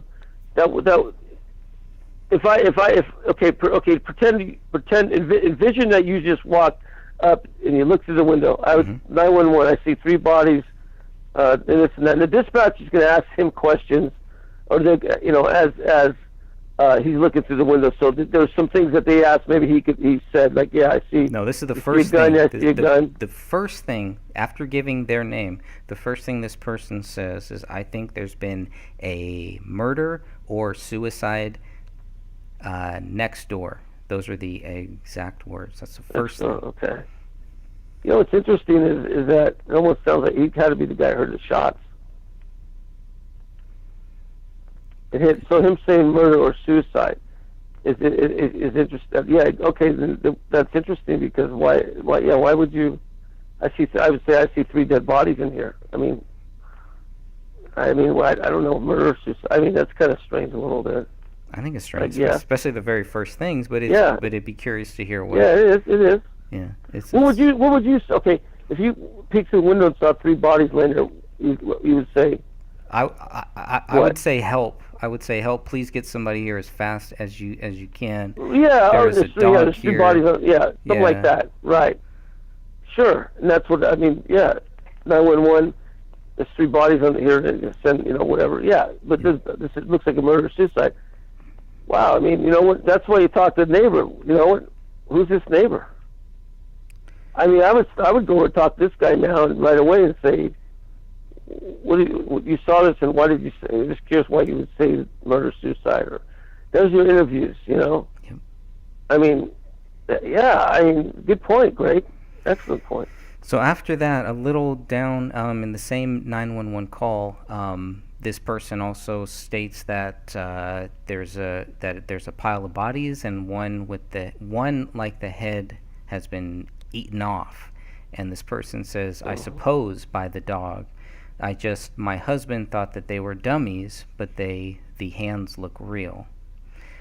Now, this person, it's hard to believe that they could see 2 hands. There would only be 2 hands here, so they would have to be able to see David's hand, his left hand, which is possible, because if you look through the window, I'm sure you see that.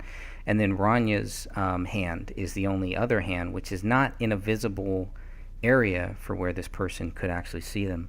But the fact that she also said that her husband said that they look like dummies is another weird thing too.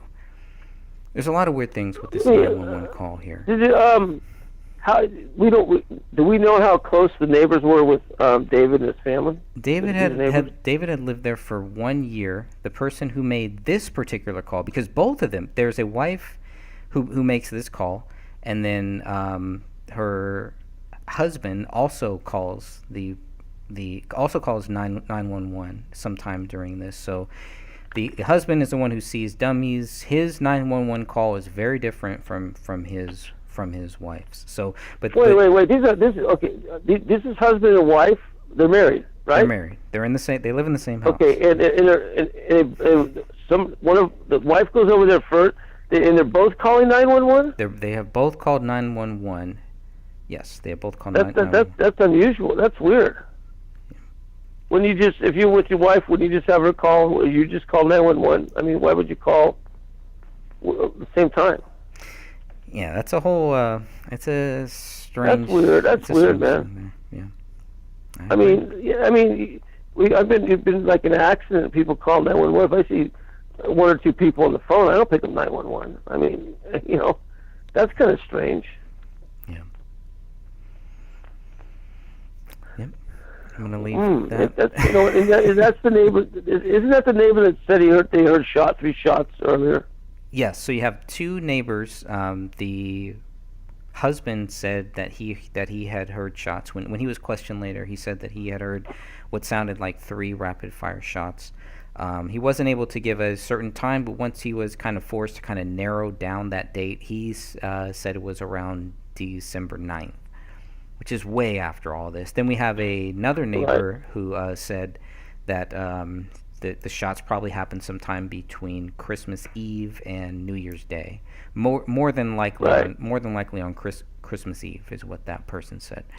That's still only three shots. I mean, I guess if you add it up, that's 6 shots. One person heard 3 on December 9th. The other person heard 3 on somewhere between Christmas Eve. The only problem is The Crowley family is they're active. They're seen. The daughter's school sees all three Crowleys on December 19th. So the December 9th three rapid fire shots doesn't seem to have any relevance here, right? Yeah, but the thing is that you have 6 shots, not 3. So how come you only hear 3 and not the other 3? Right. Okay. Well, that starts to go toward we're talking silencer or whatever, because you got 3 bots. If you have three people, you should have 3. You should only shoot 3 shots. Yeah. Go ahead. So then the other 3 shots, how come nobody heard 6 shots?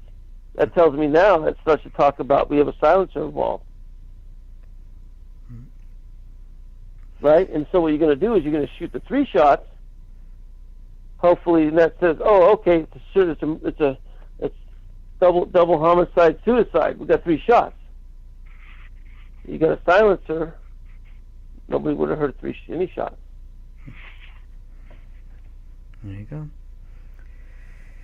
So I mean, there's if you're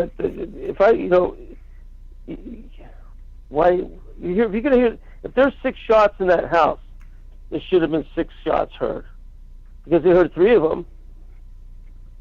There's no pillows there. There's nothing. So that tells there's a second shooter, which we kind of suspected maybe anyway. I think it could be a second shooter. I don't know. I mean, that's now. Let's shots? say, yeah. Let me since you're good on those three shots there. What if just as speculation, right? We're just kind of guessing here, but sure. If a silencer was used, then they probably wouldn't have heard any of those shots. Maybe it's possible the 3 shots came from David Crowley's gun, or maybe they came from David Crowley's house because they were shooting back at somebody. Right? Because we know David Crowley's gun didn't have a silencer, as far as we know.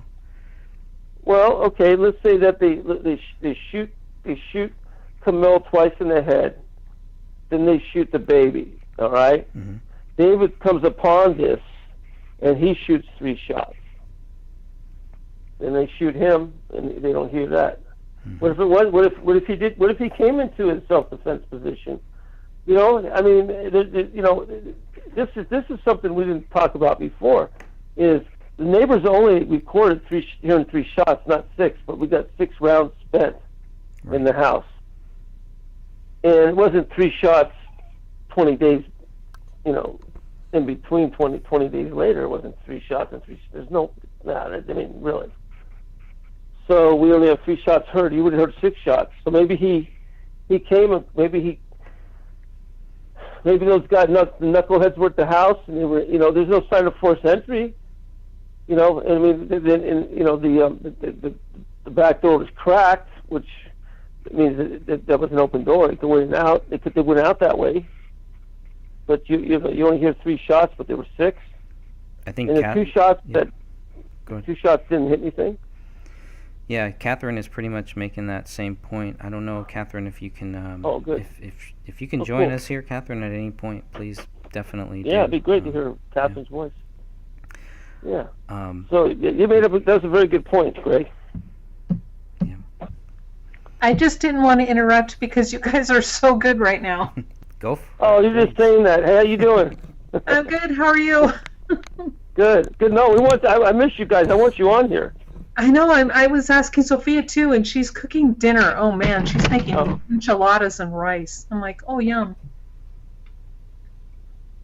But yeah, I was just basically saying to Greg that it's like the whole bringing up the whole 3 gunshot thing. It happened way earlier in the month. We know that David and Camille were accounted for after the time that they said they heard these shots.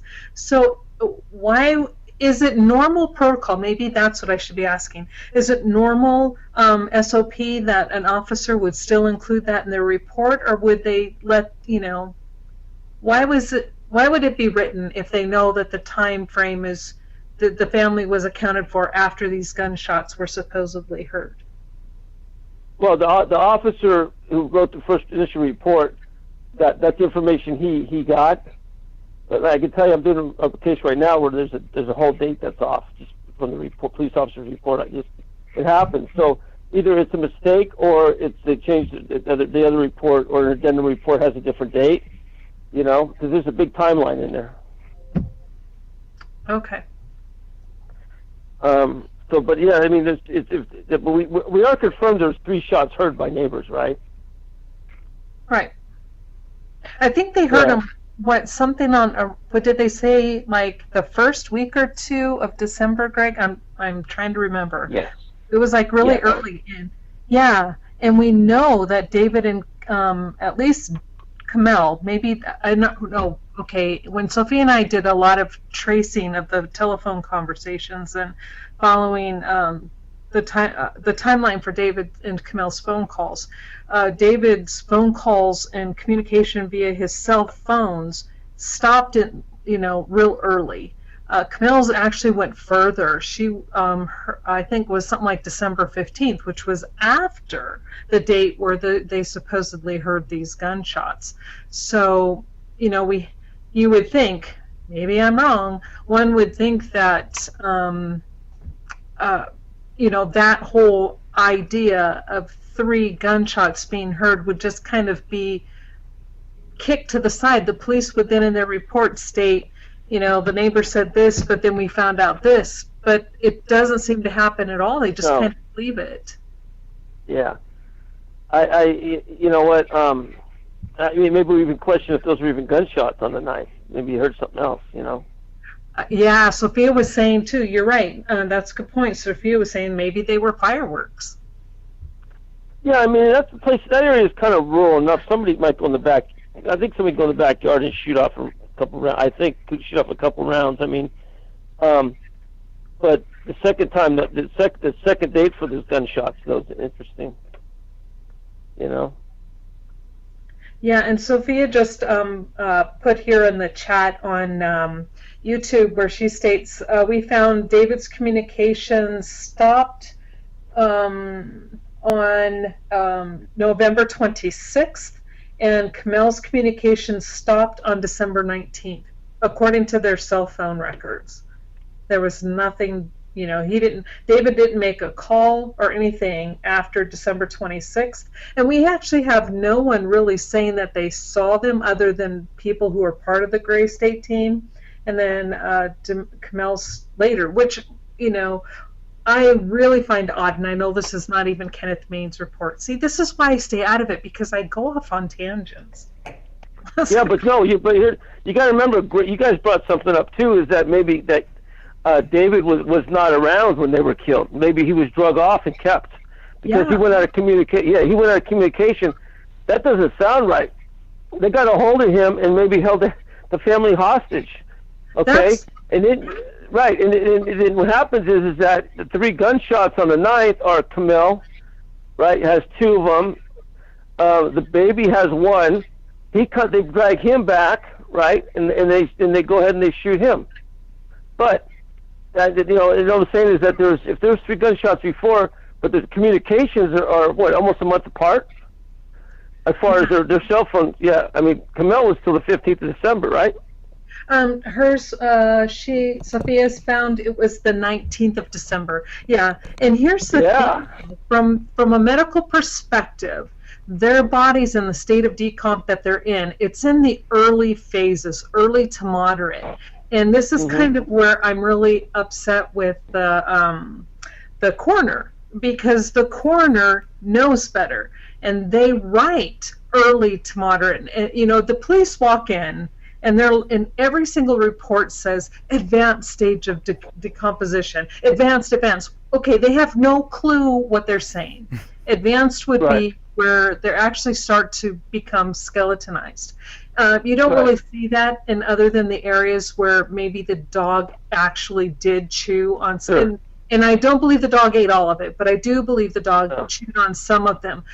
And there you're going to see quote-unquote skeletonization. However, they're in an early to moderate state of decomp, so they were only killed probably, and this I got from another medical examiner I went and I spoke with personally, and as well as what I knew, because I'm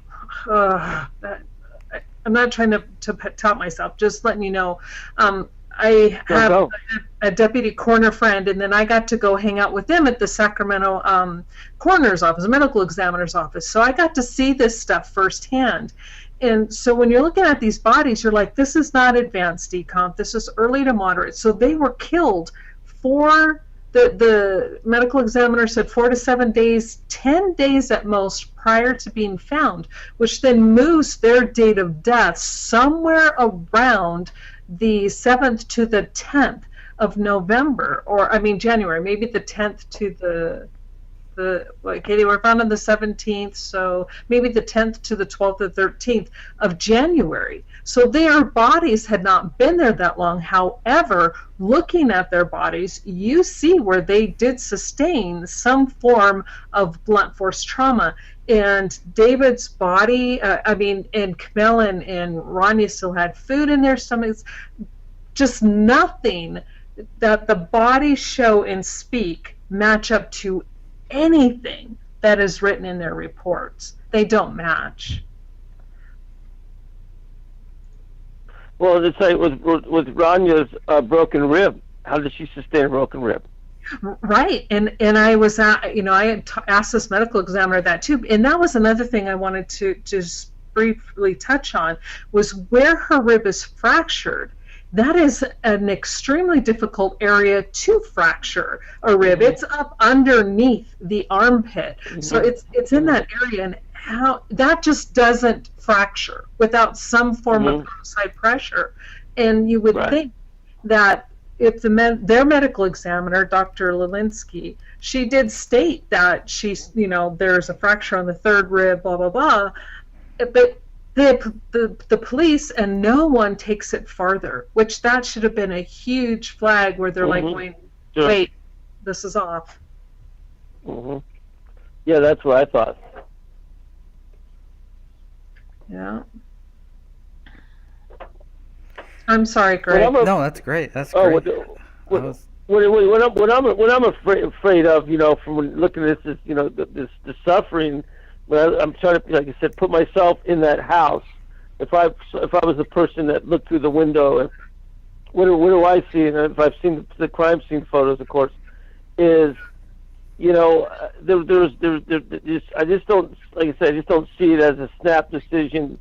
And twice, shooting two to three shots to his wife's head, 2 for sure. Like I said, that one shot's one thing. 2, 3, that's hatred. The thing, everything on the wall.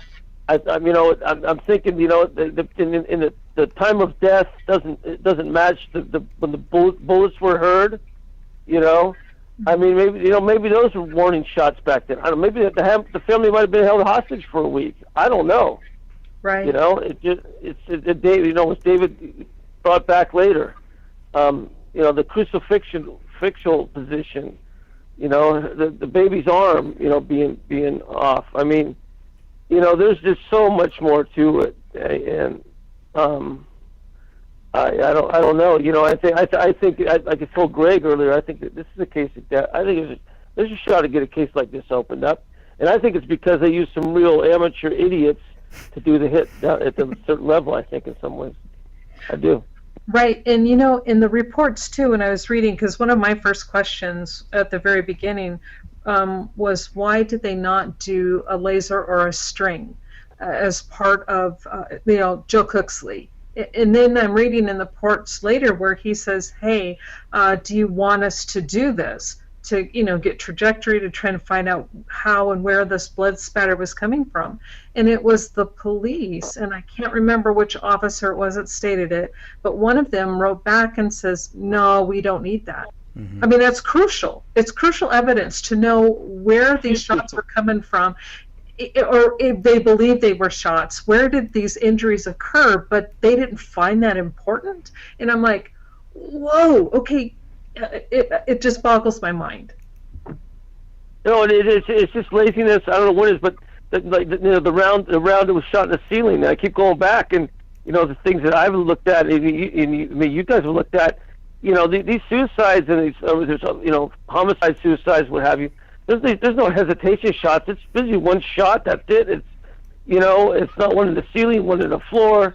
It tells me that tells me there was a struggle. Something didn't go right. Either it was a warning, and I hate to say that David's there. They put the gun under the little girl's rib and break her rib.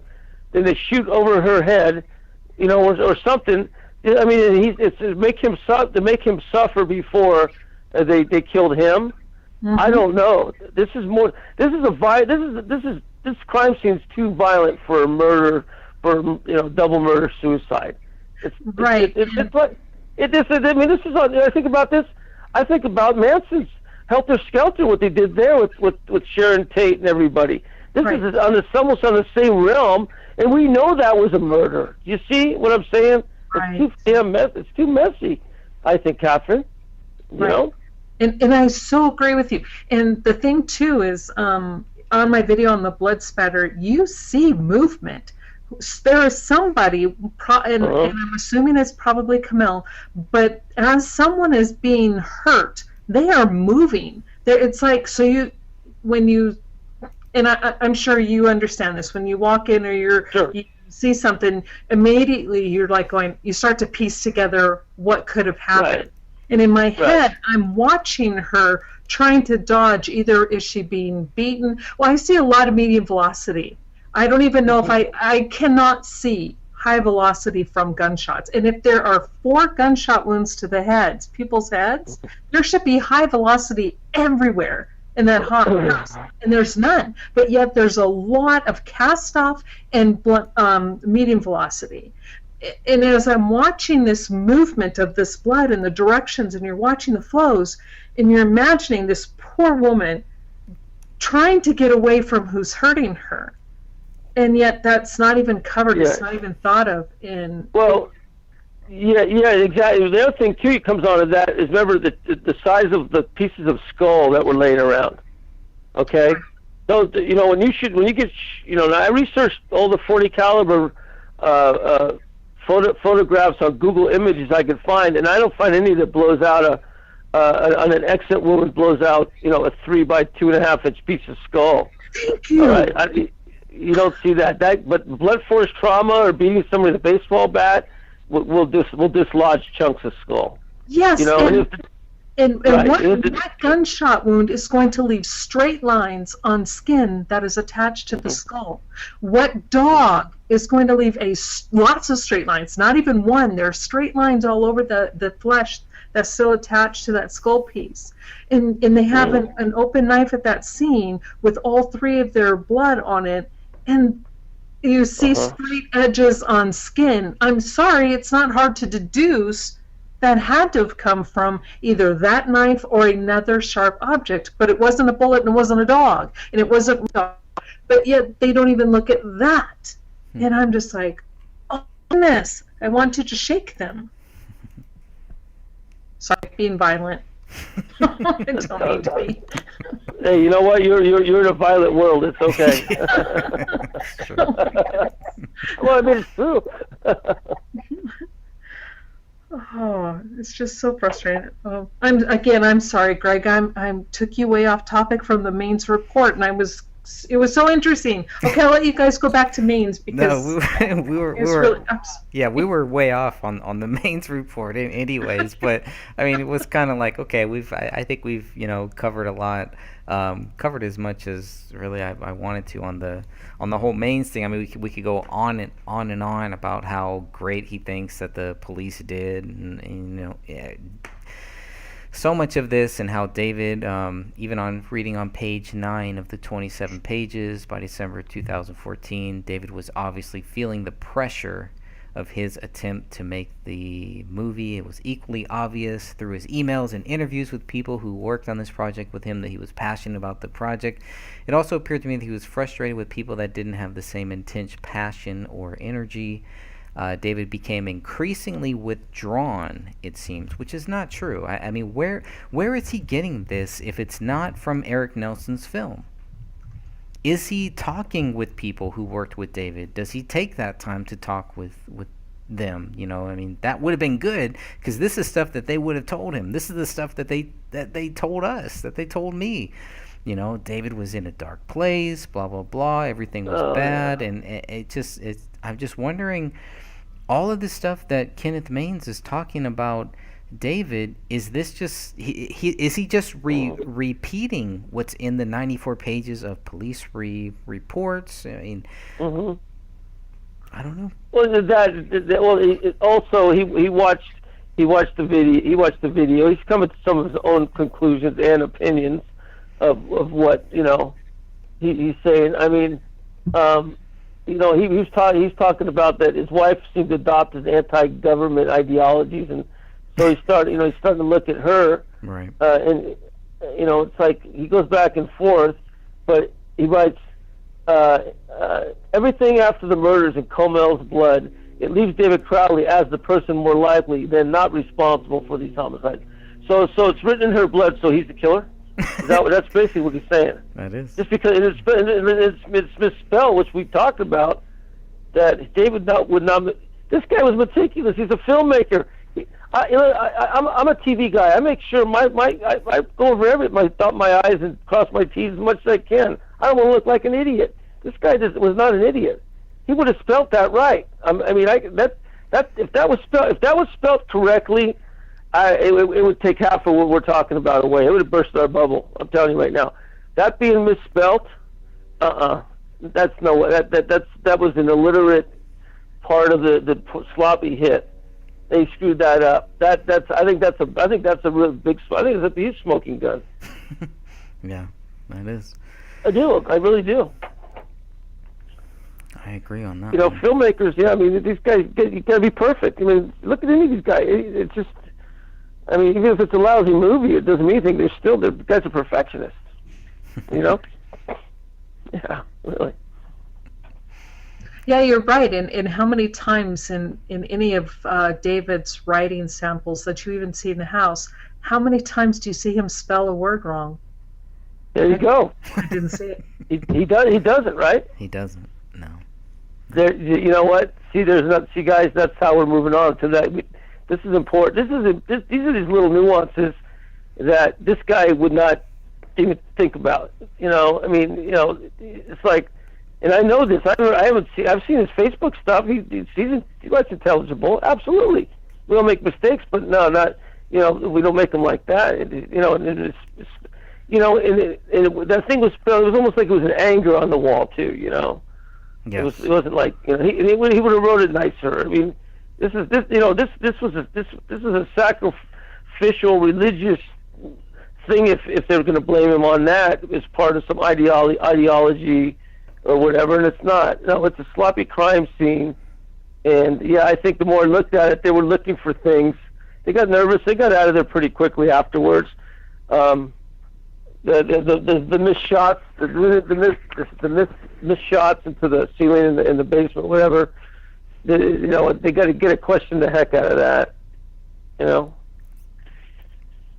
Yep, and that's always been one of the things where the people that came back into the house on January 19th, that's why they've always been the suspicious persons, because why are you returning here? Why are you here at this house at this early stage? That's always been weird. I mean, even it's easy to answer, Greg. It's because they have 6 spent cartridges and only 5 rounds are accounted for. So they need to add things. They need to bring things in there. Well, they need to find it. They either brought it in there or they need to find it. Yeah. See, okay. Here's what happened: is the round at number 57 was unaccounted for, correct? Well, so that was the round in the ceiling. In the attic, yes, that was correct. In the attic. In the attic, right? Okay, so that was originally not accounted for, but they had six casings. Oh, I see what you're saying. And they had extra unspent rounds. They had 6 casings and 5 bullets. They got. I think 4. It was supposed to they be. had 4 bullets. Okay, originally it was 4. It was 1 to the baby, 2 to Kamel, and 1 to David. Okay, but they found the one in the basement right away. Okay. But they didn't find the one tied to the daughter Really? until 2 days later. That's a different one from the ceiling. That one rolled out of the carpet a couple days later. Oh, okay. Oh, that it did. Yeah. So there's two bullets. Can Go I ahead. add something here real quick, Go ahead. Greg? Yes. And the only reason I want to bring this up is my deputy coroner friend on one of the scenes that I went to with them. It was a murder and it was a shooting, and I don't begrudge the police for not seeing that bullet that had Ranya's blood on it, the one that was in the rug, because at that scene that we were at, it was really difficult to find all of the spent rounds. This particular person was shot 5 or 6 times, and so not even the deputy coroner could find them all at first. So sometimes it's easy to miss a fragment that's stuck in a rug somewhere, but yet at the same time, it would be hard to say where that was. Maybe that fragment rolled underneath the couch. We don't know. All we know is that when they were rolling up the rug and when they were trying to move it, the fragment fell out. So we don't know where it was. And then in that case, I don't know. Should they have moved it? The couches? I'm just assuming. Don't know. Under the chair, we just don't know, unfortunately. Well, but I'm sorry. I want to add this one little tidbit also about 57. Go ahead.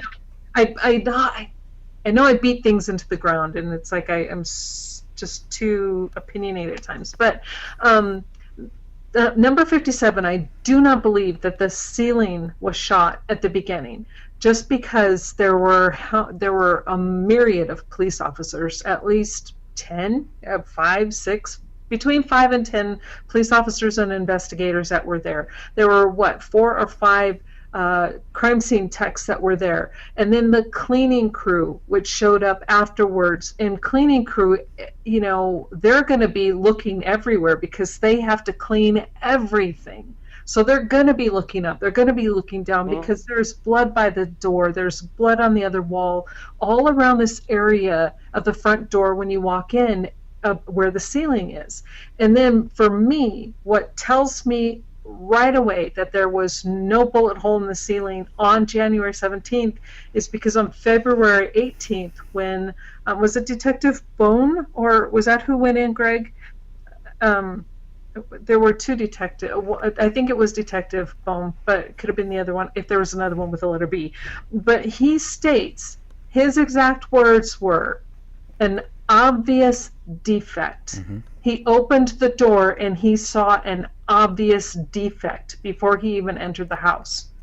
Now, if it's that obvious, and while they're going through everything and they're meticulously looking for, crime scene evidence, you're going to see that hole. Someone that day was going to see that hole. Someone who came to clean that house would have seen that hole.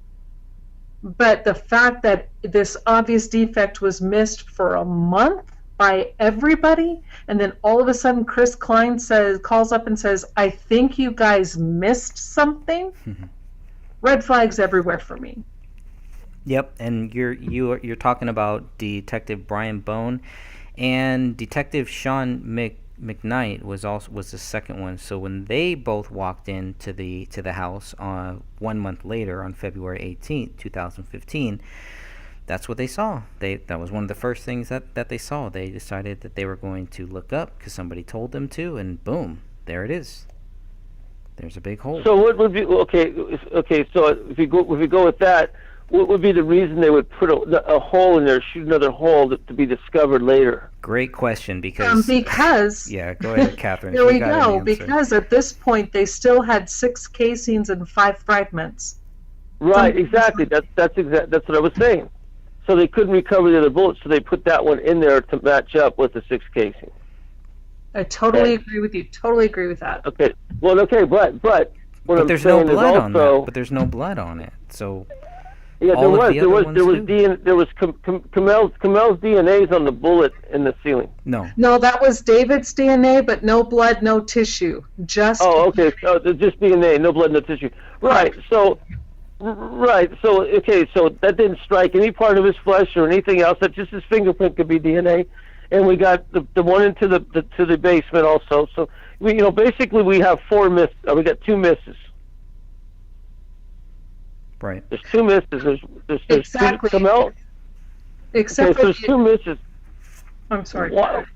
Why is it just it doesn't misses don't happen. I mean, this is it's preposterous. It's preposterous. Like it is, 2 misses, one in the ceiling, no blood or anything else on it. And there's the one that went down to the basement. So there's it's twice the Kamel's head. That's what in 3 shots. And the neighbor. Let's just forget about the date. They've heard 3 shots shot, but it was at 2 different times, which really blows me away. But we'll just say they heard 3 shots. They didn't kill somebody in the house and leave them for 20 days. I mean, so there's 3 shots, but there's 6 bullets. And the other thing that I find interesting that the police didn't even question is the fact that these were all hollow points. Now, I myself, personally, I shoot hollow points. And not at people, though, okay? But I use hollow points in my gun. Yeah. Let me clarify that. But when I retrieve these at the range, and either outside range or whatever, when and you can't always, so I don't want people thinking Right. I can always retrieve them. Yeah. But when I find them, and even when you see people who have retrieved these, even at practice shots with hollow points, they mushroom the minute they hit something, and as they mushroom, they're gathering that material that they're hitting, and then it's caught into the fragment. And so if this number 57 which they are trying to get us to assume that it's David, the quote-unquote bullet that killed David, it would have gone through his tissue, it would have gone through his brain, his hair, something would have been gathered in that before it hit that ceiling. So it would have had his flesh, tissue. They're just saying his DNA was on it. They didn't say anything about his blood or tissue on it. So they're just saying DNA. And that could be because he touched the bullet. Right, that's the problem. That's what I'm saying. That's the huge problem for me, because they should have found it, but they found nothing. Well, like I said, is that I looked at the trajectory, what I could see from the crime scene sketch, and it looks like it was shot. And I'm saying is it looks like it was possibly shot from where that Rainier was at, the baby. Like it would have been like shot over her head as a warning to her father, because there's nothing on that but the DNA. Anybody could have touched the bullet. David definitely did, and so there's I don't see a hesitation shot. Like I said, I almost see a short hostage. I see a suffering. I see some things going on there, that don't make sense. And that's 2. It's basically a lot of it's due to 2 misses.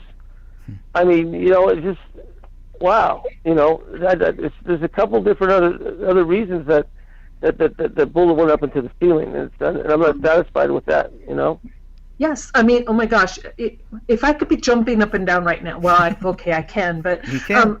What you're saying is so true. And here's the thing, too, that the police officers, the investigators, didn't take into consideration. They're saying, the assumption that is put into these reports, okay, they imply, which they're hoping people infer, and unfortunately a lot of people do, that David shot himself and that was his bullet. But I have said this so many times before, if David, his body, they're saying he dropped where he landed after he shot himself, and this is how he fell. And I'm calling, excuse my French, I'm sorry, Greg, but complete and utter bullshit. So here he is. He's supposedly right-handed. It goes in behind by his right ear, exits out the left, which then is going to be the window. So how does it exit from the left side and then go toward the window and then all of a sudden make this really cool twist and turn around, then turn around again and shoot back up into the ceiling? And it's just so frustrating, because I'm like, it's so obvious by his body location And where this, like you were stating, the trajectory in the ceiling of that bullet, there's no way they match up. No, it doesn't at all. It's terrible. No, it looks like it's coming from the other side of the room. You know, I don't know the trajectory on when it went down through the floor. I don't.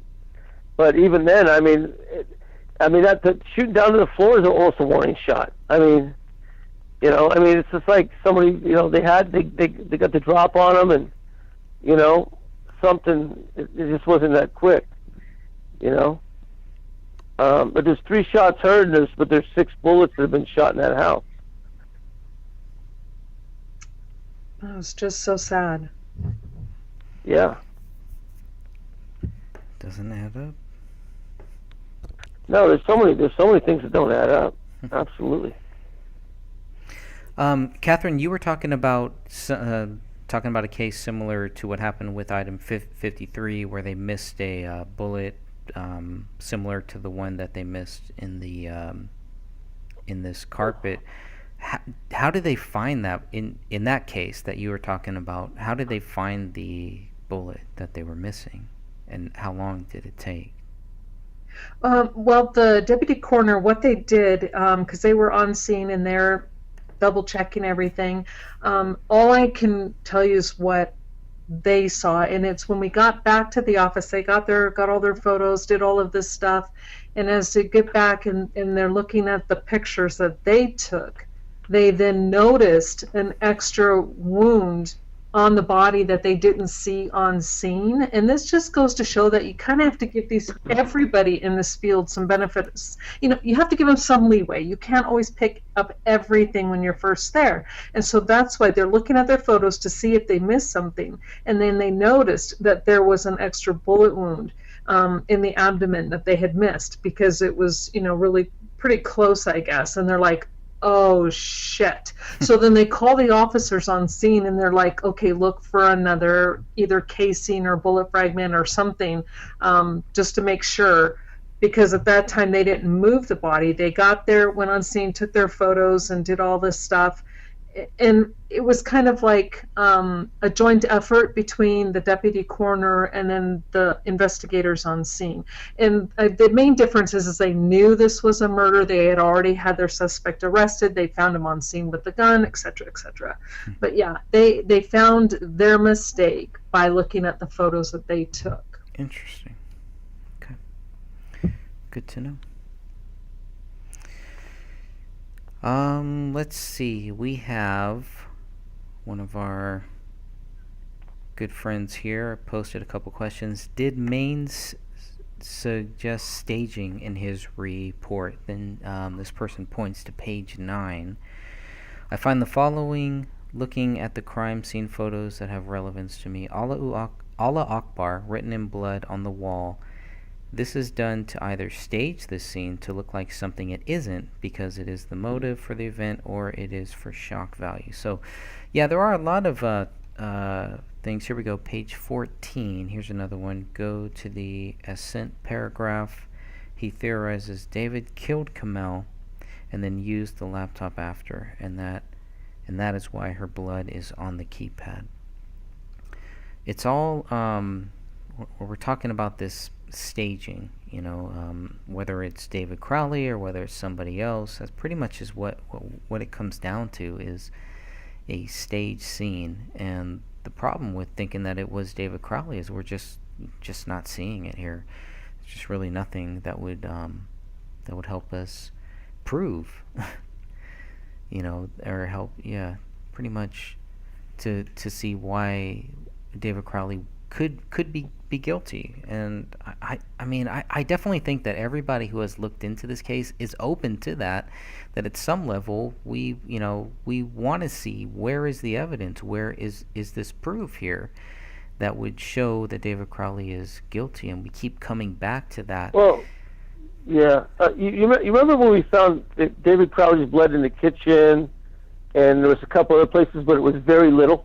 Remember, it was just a little drop.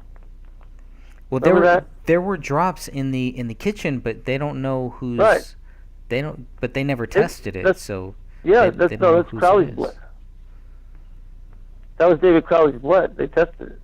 No, they never in the kitchen on the kitchen tile. I'm trying to remember where. Yeah. No, I'll have the to see. dishwasher.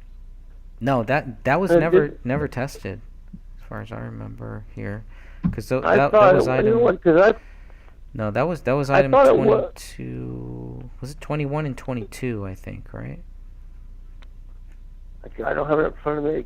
Yeah, we discussed the right. fact that if a guy, yeah. You're correct, Greg. The only blood that was ever found, unfortunately, they did not test. They took samples, but they didn't test it, so we don't know whose blood that was. But the only blood that they did test, and the only blood that was found, other than Ranya's being on her bullet fragment, all belonged to Kamel. You find none of David's blood in that house at all. Just on the magazine, I think, which is item 1B. Oh, you're correct. Yeah, yes, you're correct. Which is really odd. How did his blood get on the magazine in a fingerprint? Right. That makes no sense. Yeah. And then 23, I'm going to look at what 23 is here. 23 is Kamel. Yeah, there's nothing. I mean, there's a couple places where they say that they're not sure, that they can't be excluded, but it's not too many places there. But the ones in the kitchen, they did not, they swabbed them, yeah, but they never tested, and that's what's weird. Man, I'm gonna look to see and make sure that because we had just talked about this like a week or so ago, but I mean, the thing is you got these little places of blood all over this house, right? You got some is Kamel, one is David's. They didn't test the ones in the kitchen. If somebody had, if you shoot somebody, you're not necessarily going to blood dripping off you and go in the kitchen. Mm-hmm. But like I said, with the knife, that situation there, moving the body carefully, posing the body after it was shot, there'll be blood you got on your fingers. Blood post-tense of the shootings is very questionable. Mm-hmm. Did he shoot his daughter and Kamel and walk around the house, or did she shoot him and walk around the house? I mean, that's here's what's really strange about what you're talking about here, because of those two things, the one on the dishwasher and the one by the dishwasher. It is weird that they kept a lot of the other samples so that they could come back to them, right? But these are item 21 and 22. They did not keep those two. Meaning that if we ever got into a spot where we could have actually tested them, there's no way that we can, because they don't have those. That's important. Because like I said, we're finding little spots of blood from Kamel, and there's one or two David. Were those ones on the dishwasher, David? I mean, and we're not finding a lot of blood. Like there would be a lot of blood if it was a brutal fight and force and stabbings and everything. Why is there blood? And if he was shot or wounded, or let's say he wounded himself and decided, there would be more blood than that. Right. I mean, having very little blood tells me that somebody was in there carefully doing something.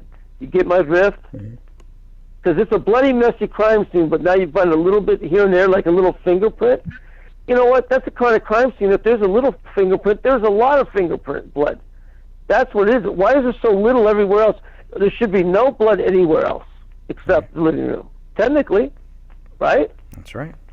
Well, and even in the living room, there are areas where you can see like a void pattern. There's cast off by the door and by the tree, and then that whole section where that chair should also have caught some of that cast off, but it didn't. And then you've got that huge empty spot, and then you've got cast off on the wall right next to that. And then next to Ranya's room, you see transfer. You see this little smear of blood transfer. They didn't even question that. And I'm just like, whoa. Well, it's how much did the dog drag around too, maybe, but not onto a dishwasher. Right, and the dog definitely, you're right, and the dog definitely can't reach up by a light switch and then up there by the light switch by her door. Exactly. That's what I mean is if okay, let's just say David shot his daughter and his wife and daughter, and he was like, okay, I'm going to do some things. If he did anything to move them, I mean, there's not, like I said, it's just, when you cut your finger or something, you hardly touch anything and you don't feel it. Next thing you got blood everywhere you didn't even think you had it. Imagine if you just went through that and you got two bodies there. There's no way. A little bit of blood, that means that's the surgical part they screwed up on. You know, I mean, they went around looking for some things, and that's how the blood got around there. And there wasn't there's a little bit of blood on, I think, on the computer. You know, I mean, that's because they probably changed their glove. I mean, they just weren't careful enough, because there should be a lot of blood. That's how I mean, that right there is a huge red flag for me. Makes sense, though, huh? Yep. Yeah. Yeah, and you're so right. And thank you for putting this out there from an actual professional's point of view. And then you see the other transfer patterns of blood behind the chair on the floor. You know, where it looks like, well, I don't know. I'm assuming here, and right. It looks like it was some type of plastic tarp, like if you imagine something being rolled up and it had a bloody edge and it hits that spot, you roll it and it hits the next spot, you know. Yeah. It's not typical blood patterns on that floor, but they don't question. They question none of it. Yeah, it's not like it's not a natural pattern. Exactly. Yeah.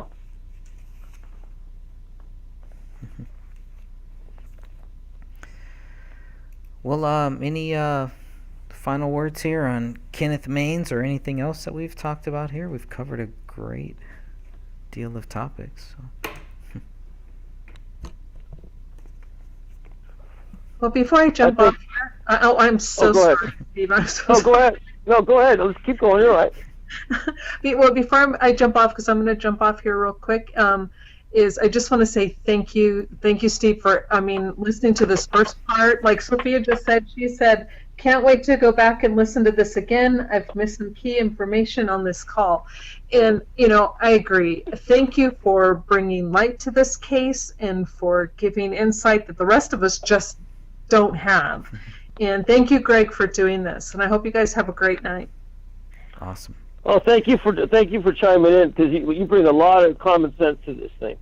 Oh, thanks. I try. You do, absolutely. I told Greg we got to do this more often. The three of us, we listen, I'm as bad as interrupting as you are. I'm terrible, but I do listen. I feel bad about that too. I'm like, I gotta shut up, But no, absolutely, it works out great, I think. Yeah, and that's what's so funny. It's like, and I know I interrupt all the time. That's why I always tell everybody, tell me to shut up, because I'm going to stop talking.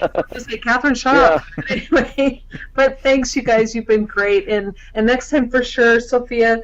And she made enchiladas and Mexican rice for dinner. I'm like over here drooling. I get to eat vegan pizza and she's eating enchiladas. It's not fair.